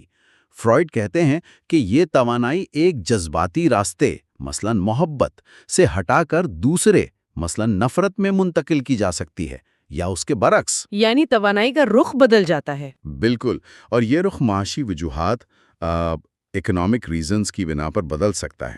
مثلا اگر نفرت کا اظہار ممکن نہ ہو یا بہت خطرناک ہو تو نفسیاتی نظام توانائی کو محبت کے راستے پر منتقل کر دیتا ہے، جس کا اظہار زیادہ محفوظ یا ممکن ہو۔ اس وضاحت کے لیے تو یہ ماننا پڑے گا کہ ہمارے ذہن میں کوئی ایسی توانائی ہے جو غیر جانبدار ہے اور جسے ایک جگہ سے دوسری جگہ منتقل کیا جا سکتا ہے۔ آپ نے بالکل صحیح پکڑا۔ فرائڈ اسی نتیجے پر پہنچتے ہیں۔ وہ اسے منتقل ہونے والی توانائی کہتے ہیں۔ یہ ایک طرح کی آزاد تیرتی ہوئی توانائی ہے جو ایگو اور ایڈ دونوں استعمال کر سکتے ہیں۔ فرائڈ قیاس کرتے ہیں کہ یہ توانائی غالباً نارسسٹک لیبیڈو سے آتی ہے، یعنی یہ بنیادی طور پر ایروس کی توانائی ہے جسے اس کی براہ راستی جنسی نوعیت سے پاک، ڈی سیکشولائزڈ کر دیا گیا ہو۔ اچھا، اسے ایسے سمجھیں جیسے بجلی گھر سے آنے والی بجلی غیر جانبدار ہے، وہ ہیٹر بھی چلا سکتی ہے اور اے سی بھی۔ فرائڈ کے مطابق ہماری کچھ ذہنی توانائی بھی ایسی ہی غیر جانبدار ہو کر مختلف، حتیٰ کہ متضاد جذباتی راستوں کو طاقت دے سکتی ہے۔ بہترین مثال دیا آپ نے۔ اور یہ منتقل ہونے والی توانائی کرتی کیا ہے؟ فرائڈ کے مطابق یہ بنیادی طور پر لذت کے اصول، پلیجر پرنسپل کی خدمت کرتی ہے، یعنی نفسیاتی تناؤ کو کم کرنا اور توانائی کے اخراج، ڈسچارج کو آسان بنانا۔ اس توانائی کی خاصیت یہ ہے کہ اسے زیادہ پرواہ نہیں ہوتی کہ توانائی کس راستے سے نکل رہی ہے، بس نکل جائے۔ یہ ایڈ کے کام کرنے کے انداز سے ملتا جلتا ہے۔ جیسے خوابوں میں ہوتا ہے؟ جی بالکل، جیسا کہ خوابوں میں ہوتا ہے، جہاں جذبات ایک خیال سے دوسرے غیر متعلقہ خیال پر منتقل ہو جاتے ہیں۔ ایگو البتہ توانائی کے استعمال میں زیادہ محتاط اور آپ کہہ لیں سلیکٹو ہوتا ہے۔ اگر یہ منتقل ہونے والی توانائی ڈی سیکشولائزڈ ایروس ہے تو کیا یہ وہی چیز ہے جسے فرائڈ نے سبلیمیشن یا تصید کہا تھا؟ یعنی اپنی بنیادی توانائی کو زیادہ قابل قبول یا تخلیقی کاموں میں لگانا؟ جی ہاں، اسے مصفہ توانائی کہا جا سکتا ہے، چونکہ یہ اب بھی ایروز کا بنیادی کام، یعنی جوڑنا اور تعمیر کرنا، یونائٹنگ اینڈ بائنڈنگ، انجام دیتی ہے۔ یہ ایگو کو اپنی شخصیت میں یکجہتی قائم کرنے میں مدد دیتی ہے۔ فرائڈ تو یہاں تک کہتے ہیں کہ ہمارا سوچنے کا عمل، ایکٹیویٹی آف تھنکنگ، بھی اپنی توانائی اسی سبلیمیٹڈ ایروٹک قوت سے حاصل کرتا ہے۔ اور ایگو کا اس سبلیمیشن یا تصید میں کیا کردار ہے؟ فرائڈ کے مطابق یہ سبلیمیشن اکثر ایگو کی تالسی میڈیشن سے ہوتی ہے۔ ایگو ایڈ کی طرف سے بھیجی گئی جذباتی توانائی آبجیکٹ کیتھیکسس کو پکڑتا ہے، اسے اپنی ذات سے جوڑتا ہے آئیڈینٹیفیکیشن کے ذریعے، اور اس دوران اس کی براہ راست جنسی نوعیت کو ختم کر دیتا ہے، ڈی سیکشولائزیشن۔ اس طرح وہ توانائی سماجی طور پر قابل قبول یا تخلیقی مقاصد کے لیے دستیاب ہو جاتی ہے۔ کر رہا ہے تو کیا وہ ایروس کے خلاف کام نہیں کر رہا؟ کیونکہ ایروس کا مقصد تو آپ نے کہا جنسی توانائی کو بڑھانا اور پھیلانا تھا۔ یہ ایک انتہائی اہم اور آپ کہیں نازک نقطہ ہے۔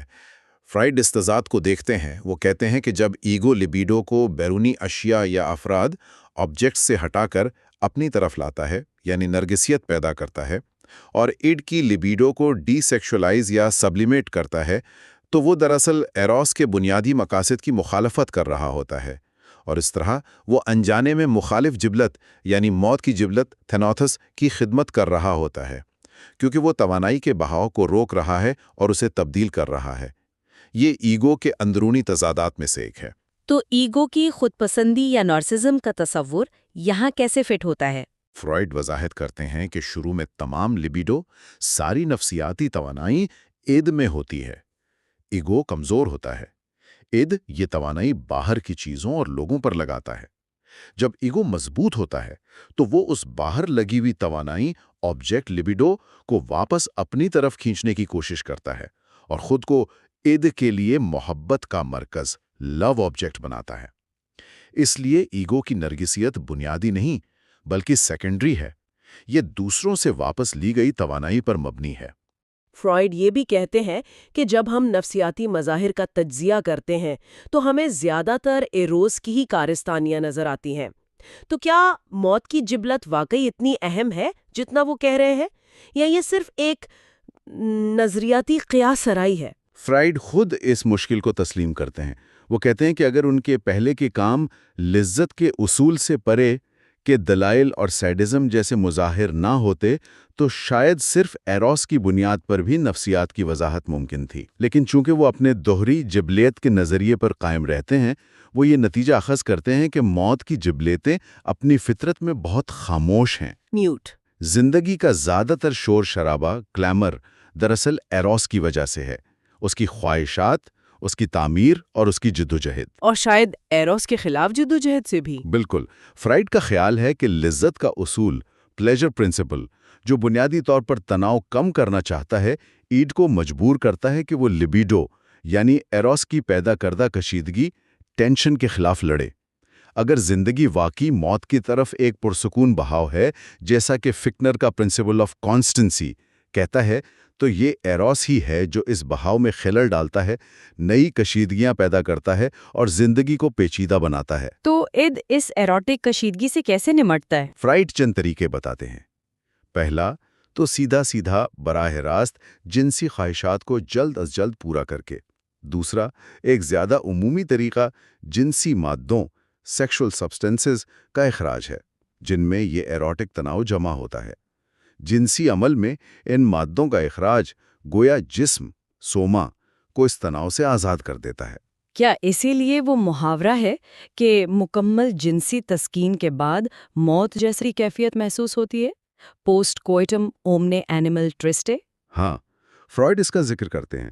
وہ یہ بھی بتاتے ہیں کہ کچھ نچلے جانوروں میں تو جنسی ملاپ، کاپیولیشن کے فوراً بعد موت واقع ہو جاتی ہے۔ ان کی وضاحت یہ ہے کہ جب ایروس کی کشیدگی تسکین کے ذریعے ختم ہو جاتی ہے تو موت کی جبلت کو اپنا کام مکمل کرنے کا موقع مل جاتا ہے۔ اور تیسرا طریقہ، جیسا کہ ہم نے پہلے ذکر کیا، ایگو کا کچھ لبیڈو کو سبلیمیٹ کر کے اس تناؤ کو کم کرنے میں مدد دینا ہے۔ تو آج کی اس واقعی گہری گفتگو کا خلاصہ کیا ہے؟ فرائیڈ کا باب چہارم ہمیں یہ بتا رہا ہے کہ انسانی فطرت کوئی سادہ سی چیز نہیں، نہ مکمل اچھی نہ مکمل بری، بلکہ یہ زندگی کی قوت ایروس اور موت کی قوت تھیناٹوس کے درمیان ایک نہ ختم ہونے والی کشمکش، ایک مسلسل توازن قائم کرنے کی کوشش کا نام ہے۔ بالکل۔ ایروس جوڑتا ہے، تخلیق کرتا ہے، محبت کرتا ہے، زندگی کو پیچیدہ اور بھرپور بناتا ہے۔ تھیناٹوس توڑتا ہے، تباہ کرتا ہے، الگ کرتا ہے اور ہر چیز کو واپس سادہ، بے جان حالت میں لے جانا چاہتا ہے۔ ہماری محبت اور نفرت، ہماری تخلیقی صلاحیتیں اور ہماری جارحیت، ہماری ترقی اور ہماری خود تخریبی، یہ سب اسی اندرونی ڈرامے کے مختلف کردار ہیں۔ اور ایک خیال جو آخر میں ذہن میں آتا ہے وہ یہ کہ اگر یہ دو بنیادی قوتیں ہر فرد کے اندر اتنی شدت سے کام کر رہی ہیں تو اجتماعی طور پر ان کا کیا اثر ہوتا ہوگا؟ کیا انسانی تہذیب کی عظیم کامیابیاں جیسے فن، سائنس، سماجی نظام، یہ سب ایروس کا مظہر ہے؟ اور کیا جنگیں، نسل کشی اور تباہی یہ تھیناٹوس کے غلبے کا نتیجہ ہے؟ کیا پوری انسانی تاریخ ہی ان دو جبلتوں کی عالمی جنگ کا میدان ہے؟ یہ ایک ایسا سوال ہے جو فرائیڈ کا یہ باب پڑھنے کے بعد واقعی سوچنے پر مجبور کرتا ہے۔ یقیناً۔ اور اگلی بار ہم فرائیڈ کے تجزیے میں مزید آگے بڑھیں گے اور دیکھیں گے کہ یہ جبلتیں ایگو اور لاشعور، انکانشیس کے پیچیدہ نظام میں کیسے کام کرتی ہیں، اور یہ اندرونی تنازعات ہماری شخصیت، ہمارے خوابوں اور ہماری ذہنی صحت کو کیسے متاثر کرتے ہیں۔ خوش آمدید۔ آج ہم سگمنڈ فرائیڈ کی مشہور کتاب The Ego and the Id کے ایک بہت ہی دلچسپ باب پر بات کر رہے ہیں۔ یہ 5واں باب ہے، ایگو کے منحصر تعلقات، اور اس میں فروئڈ نے شخصیت کے اندر جو ایک کشمکش چلتی رہتی ہے نا، اسے کھول کر بیان کیا ہے۔ آج کا ہمارا مقصد یہ سمجھنا ہے کہ یہ تین حصے، ایگو، سپر ایگو اور ایڈ، یہ آپس میں کیسے جڑے ہوئے ہیں، کیسے ایک دوسرے پہ انحصار کرتے ہیں۔ جی بالکل۔ خاص طور پر ایگو، یعنی وہ حصہ جو حقیقت سے ڈیل کرتا ہے، وہ کن اندرونی اور بیرونی دباؤ کا شکار رہتا ہے۔ ہاں، یہ بہت اہم نقطہ ہے۔ اور یہ جاننا بھی بڑا دلچسپ ہوگا کہ یہ جو جرم کا احساس ہے یا پریشانی، انگزائٹی جسے کہتے ہیں، یہ کہاں سے آتی ہے، اور بیچاری ایگو ان سب کے بیچ میں بیلنس کیسے بناتی ہے۔ فروئڈ نے تو کہا کہ ایگو کے 3 آقا ہیں۔ جی ہاں، 3 آقا، یہ ایک بہت مشہور استعارہ ہے ان کا۔ مطلب ہم اہم لوگوں کی، خاص طور پر والدین کی خصوصیات لاشعوری طور پر اپنا لیتے ہیں۔ جی، اور وہ ہماری شخصیت کا حصہ بن جاتی ہیں۔ یہ شناختیں اکثر ایڈ کی ان پرانی خواہشات کی جگہ لے لیتی ہیں جنہیں ہم ترک کر چکے ہوتے ہیں۔ اچھا، لیکن ان سب میں جو پہلی شناخت ہے جو سپر ایگو بناتی ہے وہ خاص ہے، ایسا کیوں؟ دیکھیں، اس کی خاص حیثیت کی 2 وجوہات ہیں۔ پہلی تو یہ کہ یہ شناخت اس وقت بنتی ہے جب ایگو خود بہت کمزور ہوتی ہے، بالکل ابتدائی مراحل میں، تو اس کا اثر بہت گہرا ہوتا ہے۔ اور دوسری جو زیادہ اہم ہے وہ یہ کہ یہ اوڈیپس کمپلیکس کی وارث ہے۔ اوڈیپس کمپلیکس یعنی بچپن کے وہ شدید جذباتی تعلقات والدین کے ساتھ؟ بالکل، تو سپر ایگو گویا ان شروع کے طاقتور رشتوں، خاص طور پر والدین کے اختیار، ان کی اقدار، ان سب کی نمائندگی کرتی ہے جو ہمارے اندر سما جاتی ہیں۔ اس لیے فرائڈ کہتا ہے کہ سپر ایگو ایک طرح سے ایگو کی ماضی کی کمزوری اور انحصار کی یادگار بھی ہے۔ اچھا، اور یہ صرف ذاتی تجربات تک محدود نہیں، فرائڈ اسے ایڈ کے فائلوجینیٹک ورثے سے بھی جوڑتا ہے۔ فائلوجینیٹک یعنی نسلی ارتقائی ورثہ؟ جی، یعنی انسانی نسل کے لاکھوں سال کے جو ارتقائی تجربات ہیں ان کا اثر بھی اس میں شامل ہے۔ یہ گویا پرانے نفسیاتی ڈھانچے ہیں جو ایڈ میں باقی رہ جاتے ہیں۔ اوہ، اسی وجہ سے سپر ایگو اکثر ایڈ کے بہت قریب ہوتی ہے اور بعض اوقات ایگو کے مقابلے میں لاشعور سے زیادہ جڑی ہوتی ہے۔ یوں سمجھیں کہ یہ ایڈ کی طرف سے ایک نمائندہ بن کر ایگو کے سامنے آتی ہے۔ اور یہ نمائندہ اکثر سخت اور تنقیدی ہوتا ہے؟ ہاں، اکثر۔ یہ تو واقعی گہری بات ہے۔ مطلب ہمارا ضمیر یا ہماری اخلاقیات کی جڑیں صرف ہمارے شعوری فیصلوں میں نہیں، بلکہ بچپن اور شاید پوری انسانی تاریخ تک پھیلی ہوئی ہیں۔ جی بالکل۔ اچھا، فروئڈ کچھ کلینکل مثالیں بھی دیتا ہے، خاص طور پر احساس جرم کے حوالے سے۔ ایک مثال وہ دیتا ہے منفی علاجی رد عمل کی۔ یہ کیا چیز ہے؟ جی، یہ ایک بڑا حیران کن مشاہدہ ہے۔ کچھ مریض ایسے ہوتے ہیں کہ جب علاج سے انہیں بہتری آتی ہے یا کوئی ان کی تعریف کر دے ہاں، تو ان کی حالت بہتر ہونے کے بجائے بگڑ جاتی ہے۔ وہ زیادہ بیمار یا پریشان محسوس کرنے لگتے ہیں۔ یہ کیوں؟ فرائڈ کے مطابق اس کی وجہ ایک گہرا لاشعوری احساس جرم ہے۔ لاشعوری احساس جرم؟ مطلب ایسا جرم کا احساس جس کا ہمیں خود پتہ ہی نہیں؟ بالکل، مریض کو شعوری طور پر کوئی گلٹ فیلنگ نہیں ہوتی، وہ خود کو قصوروار نہیں سمجھتا، لیکن اس کے اندر لاشعور میں ایک طاقتور احساس موجود ہوتا ہے جو اسے سزا پانے پر مجبور کرتا ہے۔ تو بیماری ایک سزا بن جاتی ہے؟ ہاں، بیماری گویا ایک سزا ہے، اور صحت یابی اس سزا سے فرار جسے یہ لاشعوری حصہ قبول نہیں کر پاتا۔ اسی لیے جیسے ہی بہتری کے آثار نظر آتے ہیں، مزاحمت شروع ہو جاتی ہے۔ فرائڈ کہتا ہے کہ یہ احساس جرم بظاہر گونگا ہوتا ہے، یعنی بولتا نہیں، مگر علاج کی راہ میں یہ سب سے بڑی رکاوٹ بن سکتا ہے۔ اور ایک اور دلچسپ بات، بعض اوقات یہ لاشعوری احساس جرم ادھار لیا ہوا بھی ہو سکتا ہے۔ ادھار لیا ہوا؟ کیسے؟ یعنی ہم کسی ایسے شخص سے اتنی گہری شناخت کر لیتے ہیں جس سے کبھی شدید محبت کا تعلق رہا ہو کہ ہم اس کے احساس جرم کو اپنا لیتے ہیں۔ اچھا۔ اور اکثر یہ ادھار لیا ہوا جرم اس پرانے، شاید ختم ہو چکے رشتے کی واحد نشانی رہ جاتا ہے۔ یہ تو بڑی پیچیدہ بات ہے۔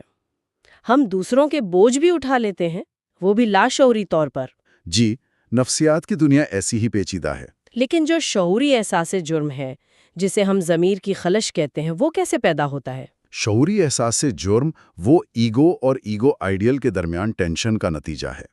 ایگو آئیڈیل یعنی سپر ایگو کا وہ حصہ جو ہمارے لیے معیار مقرر کرتا ہے کہ ہمیں کیسا ہونا چاہیے۔ جب ہماری ایگو ان معیاروں پر پورا نہیں اترتی تو ہمیں شعوری طور پر شرمندگی یا جرم کا احساس ہوتا ہے۔ فرائیڈ کہتا ہے کہ یہ خاص طور پر 2 حالتوں میں بہت شدید ہوتا ہے، جنونی نیوروسس اور میلنکولیا۔ جنونی نیوروسس یعنی آبسیشنل نیوروسس اور میلانکولیا یعنی شدید ڈپریشن، ان میں کیا فرق ہے احساس جرم کے حوالے سے؟ دیکھیں، جنونی نیوروسس میں احساس جرم بہت شدید ہوتا ہے۔ مریض کو پتہ بھی ہوتا ہے لیکن ایگو اسے قبول نہیں کرتی۔ وہ بغاوت کرتی ہے، صفائیاں دیتی ہے، مختلف رسومات یا مجبوری کے کاموں کے ذریعے سے بچنے کی کوشش کرتی ہے۔ اچھا۔ اور دلچسپ بات یہ ہے کہ تجزیے سے پتہ چلتا ہے کہ سپر ایگو اصل میں ایڈ کی ان لاشعوری خواہشات پر تنقید کر رہی ہوتی ہے جن سے ایگو خود بے خبر ہے۔ یعنی سپر ایگو ایڈ کے بارے میں ایگو سے زیادہ جانتی ہے؟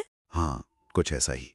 یہاں اکثر محبت کے جذبات پسپائی کی وجہ سے جارحیت میں بدل چکے ہوتے ہیں، لیکن چونکہ محبت کا اصل آبجیکٹ وہ شخص ابھی بھی باہر موجود ہوتا ہے، مریض خودکشی کی طرف کم جاتا ہے۔ نتیجہ کیا ہوتا ہے؟ لامتناہا خود اذیتی اور بعض اوقات اس آبجیکٹ کو بھی اذیت دینا۔ اور میلنکولیا میں؟ میلنکولیا میں معاملہ بالکل الٹ ہے۔ وہاں سپر ایگو پوری طرح حاوی ہوتی ہے۔ ایگو کوئی مزاحمت نہیں کرتی، بلکہ اپنی ناکامی، گناہ، کمتری سب تسلیم کرتی ہے اور سزا قبول کرنے کو تیار ہو جاتی ہے۔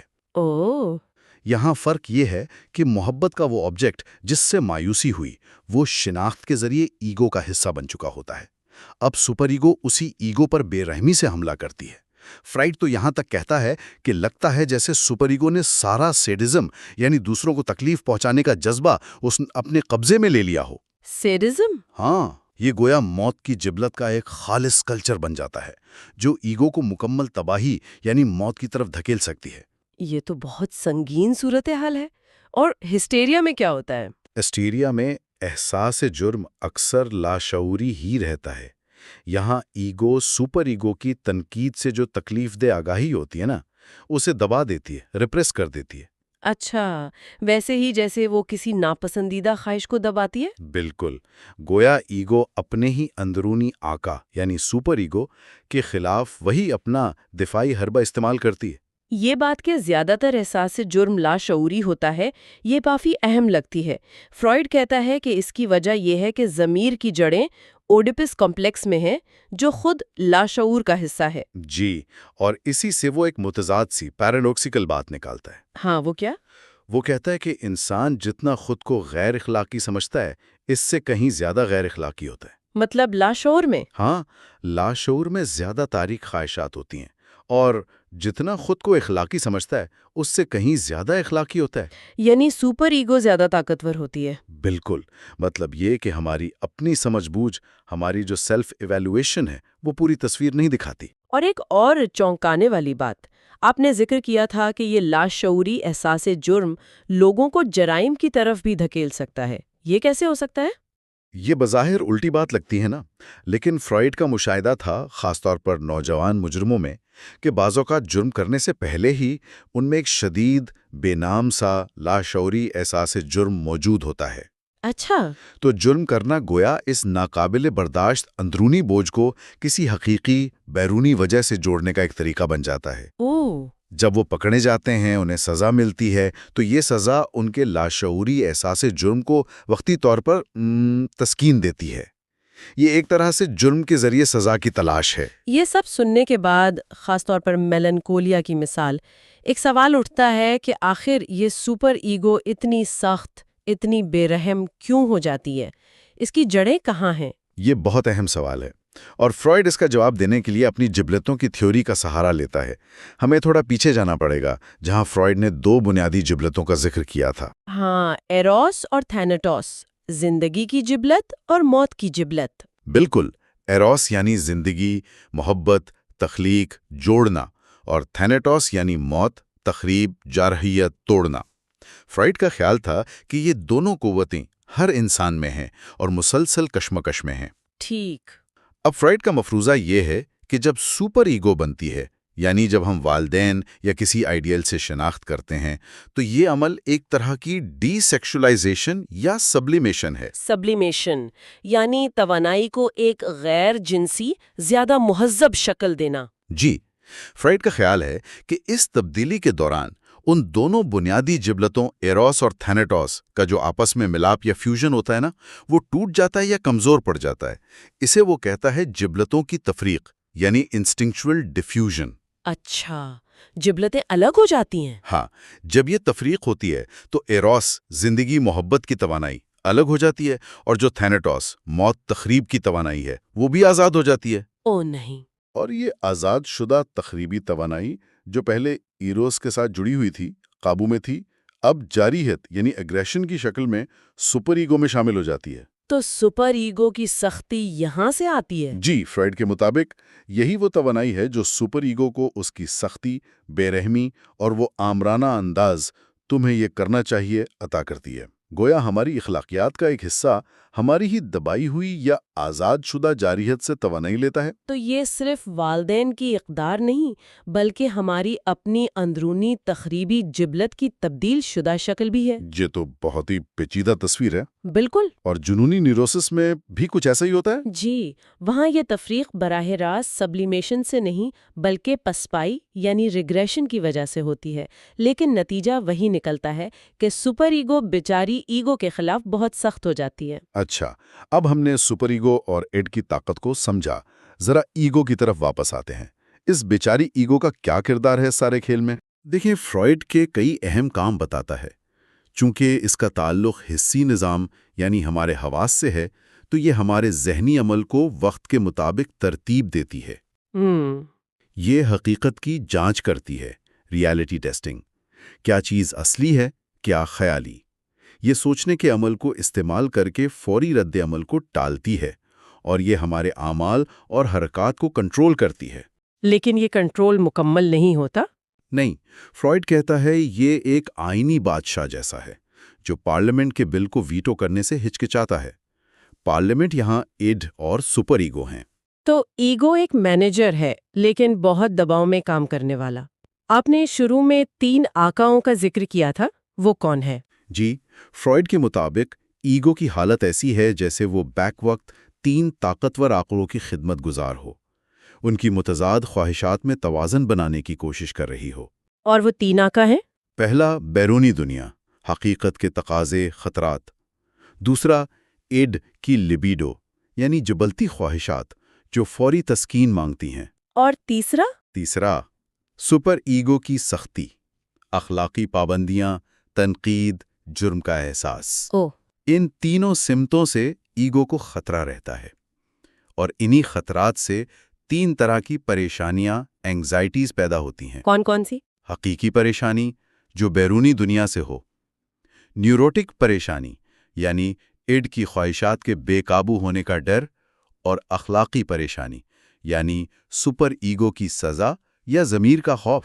تو ایگو کا بنیادی کام ان تینوں کے درمیان ثالثی کرنا ہے، میڈییشن؟ بالکل، ایگو مسلسل کوشش کرتی ہے کہ ایڈ کی خواہشات کو حقیقت اور سپر ایگو کے معیاروں کے مطابق ڈھال کر پورا کرے۔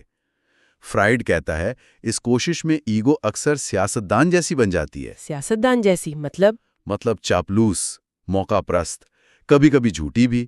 یہ ایڈ کی غیر منطقی خواہشات پر عقلی توجیہات کا پردہ ڈالتی ہے، خود کو ایڈ کے لیے پرکشش بناتی ہے تاکہ اس کی توانائی کو اپنی طرف کھینچ سکے، اسے قابو میں رکھ سکے۔ اور زندگی اور موت کی جبلتوں کے حوالے سے ایگو کا کیا کردار ہے؟ کیا وہ غیر جانبدار رہتی ہے؟ فرائڈ کہتا ہے ایگو غیر جانبدار نہیں ہے۔ شناخت اور سبلیمیشن کے ذریعے وہ ایڈ میں موجود موت کی جبلتوں کو زندگی کی جبلتوں کے تابع کرنے میں مدد دیتی ہے، یعنی تخریب کو تعمیری بنانے کی کوشش۔ ہاں، یا کم از کم قابل قبول بنانے کی۔ لیکن اس میں خطرہ بھی ہے کہ ایگو خود موت کی جبلت کا نشانہ بن جائے، جیسے میلنکولیا میں۔ دوسری طرف چونکہ ایگو خود بھی لیبیڈو یعنی زندگی کی توانائی سے بھری ہے، وہ ایلوس کے نمائندہ بن کر جینا چاہتی ہے، محبت کرنا اور پانا چاہتی ہے۔ اور پریشانی، اینگزائٹی کا کیا مقام ہے اس میں؟ فرائڈ کہتا ہے کہ ایگو ہی پریشانی کی اصل جگہ ہے۔ چونکہ وہ ہر طرف سے خطرات میں گھری ہے، وہ خطرے کے سگنل کے طور پر پریشانی پیدا کرتی ہے۔ ایک اندرونی الارم سسٹم کی طرح۔ ہم شاید یہ نہ سمجھ سکیں کہ ایگو کو بیرونی دنیا یا اٹ سے اصل ڈر کس بات کا ہے، شاید مغلوب ہونے کا، فنا ہونے کا، لیکن سپر ایگو سے جو ڈر ہے، یعنی ضمیر کا خوف، اس کی جڑیں زیادہ واضح ہیں۔ وہ کیا ہے؟ فرائڈ کہتا ہے یہ بنیادی طور پر کاسٹریشن کے خوف سے جڑا ہے۔ کاسٹریشن کا خوف؟ اس کا کیا مطلب ہے یہاں؟ دیکھیں، فرائڈ کے نظریے میں یہ صرف جسمانی نقصان کا ڈر نہیں ہے، یہ بچپن کے تجربات، خاص طور پر اوڈیپس کمپلیکس کے دوران والد یا طاقت کی علامت کی طرف سے سزا ملنے، طاقت چھین جانے یا محبت سے محروم ہو جانے کے گہرے ڈر کی علامت ہے۔ اچھا۔ چونکہ سپر ایگو باپ کے اختیار کی وارث ہے، تو اس کی ناراضگی یا سزا کا خوف اسی پرانے بنیادی ڈر کو جگا دیتا ہے۔ اور موت کا خوف؟ وہ بھی اسی سے جوڑا ہے۔ فرائڈ کہتا ہے موت کا خوف عام طور پر اڈ سے نہیں آتا، بلکہ یہ خاص طور پر ایگو اور سپر ایگو کے تعلق کا نتیجہ ہے۔ جب ایگو محسوس کرتی ہے کہ سپر ایگو اس سے محبت نہیں کرتی بلکہ نفرت کرتی ہے، سزا دینا چاہتی ہے، جیسے شدید میلانکولیا میں، تو ایگو ہمت ہار دیتی ہے، خود کو موت کے حوالے کرنے پر تیار ہو جاتی ہے۔ تو ایگو کے لیے جینا سپر ایگو کی محبت پانے کے برابر ہے؟ ہاں، ایک طرح سے سپر ایگو حفاظت بھی کرتی ہے اور تباہ بھی کر سکتی ہے۔ تو خلاصہ یہ ہوا کہ ایگو ایک مسلسل جدوجہد میں ہے۔ اسے ایڈ کی خواہشات، سپر ایگو کی سخت اخلاقیات اور بیرونی دنیا کی حقیقتوں کے درمیان ایک نازک توازن رکھنا پڑتا ہے۔ جی بالکل۔ اور اس کشمکش میں جرم کا احساس اور پریشانی اس کے مستقل ساتھی ہیں۔ واقعی ایک بیچاری مخلوق لگتی ہے جو تین آقاؤں کو خوش رکھنے میں لگی رہتی ہے۔ بالکل، یہ باب ہمیں انسانی نفسیات کی گہرائیوں اور پیچیدگیوں سے روشناس کراتا ہے۔ یہ صرف باہر کا رویہ نہیں، بلکہ اندرونی قوتوں، ماضی کے تجربات اور بنیادی جبلتوں کی ایک مسلسل جنگ کا میدان ہے۔ آج کی اس گفتگو سے ایک بہت اہم نقطہ ابھرتا ہے۔ اگر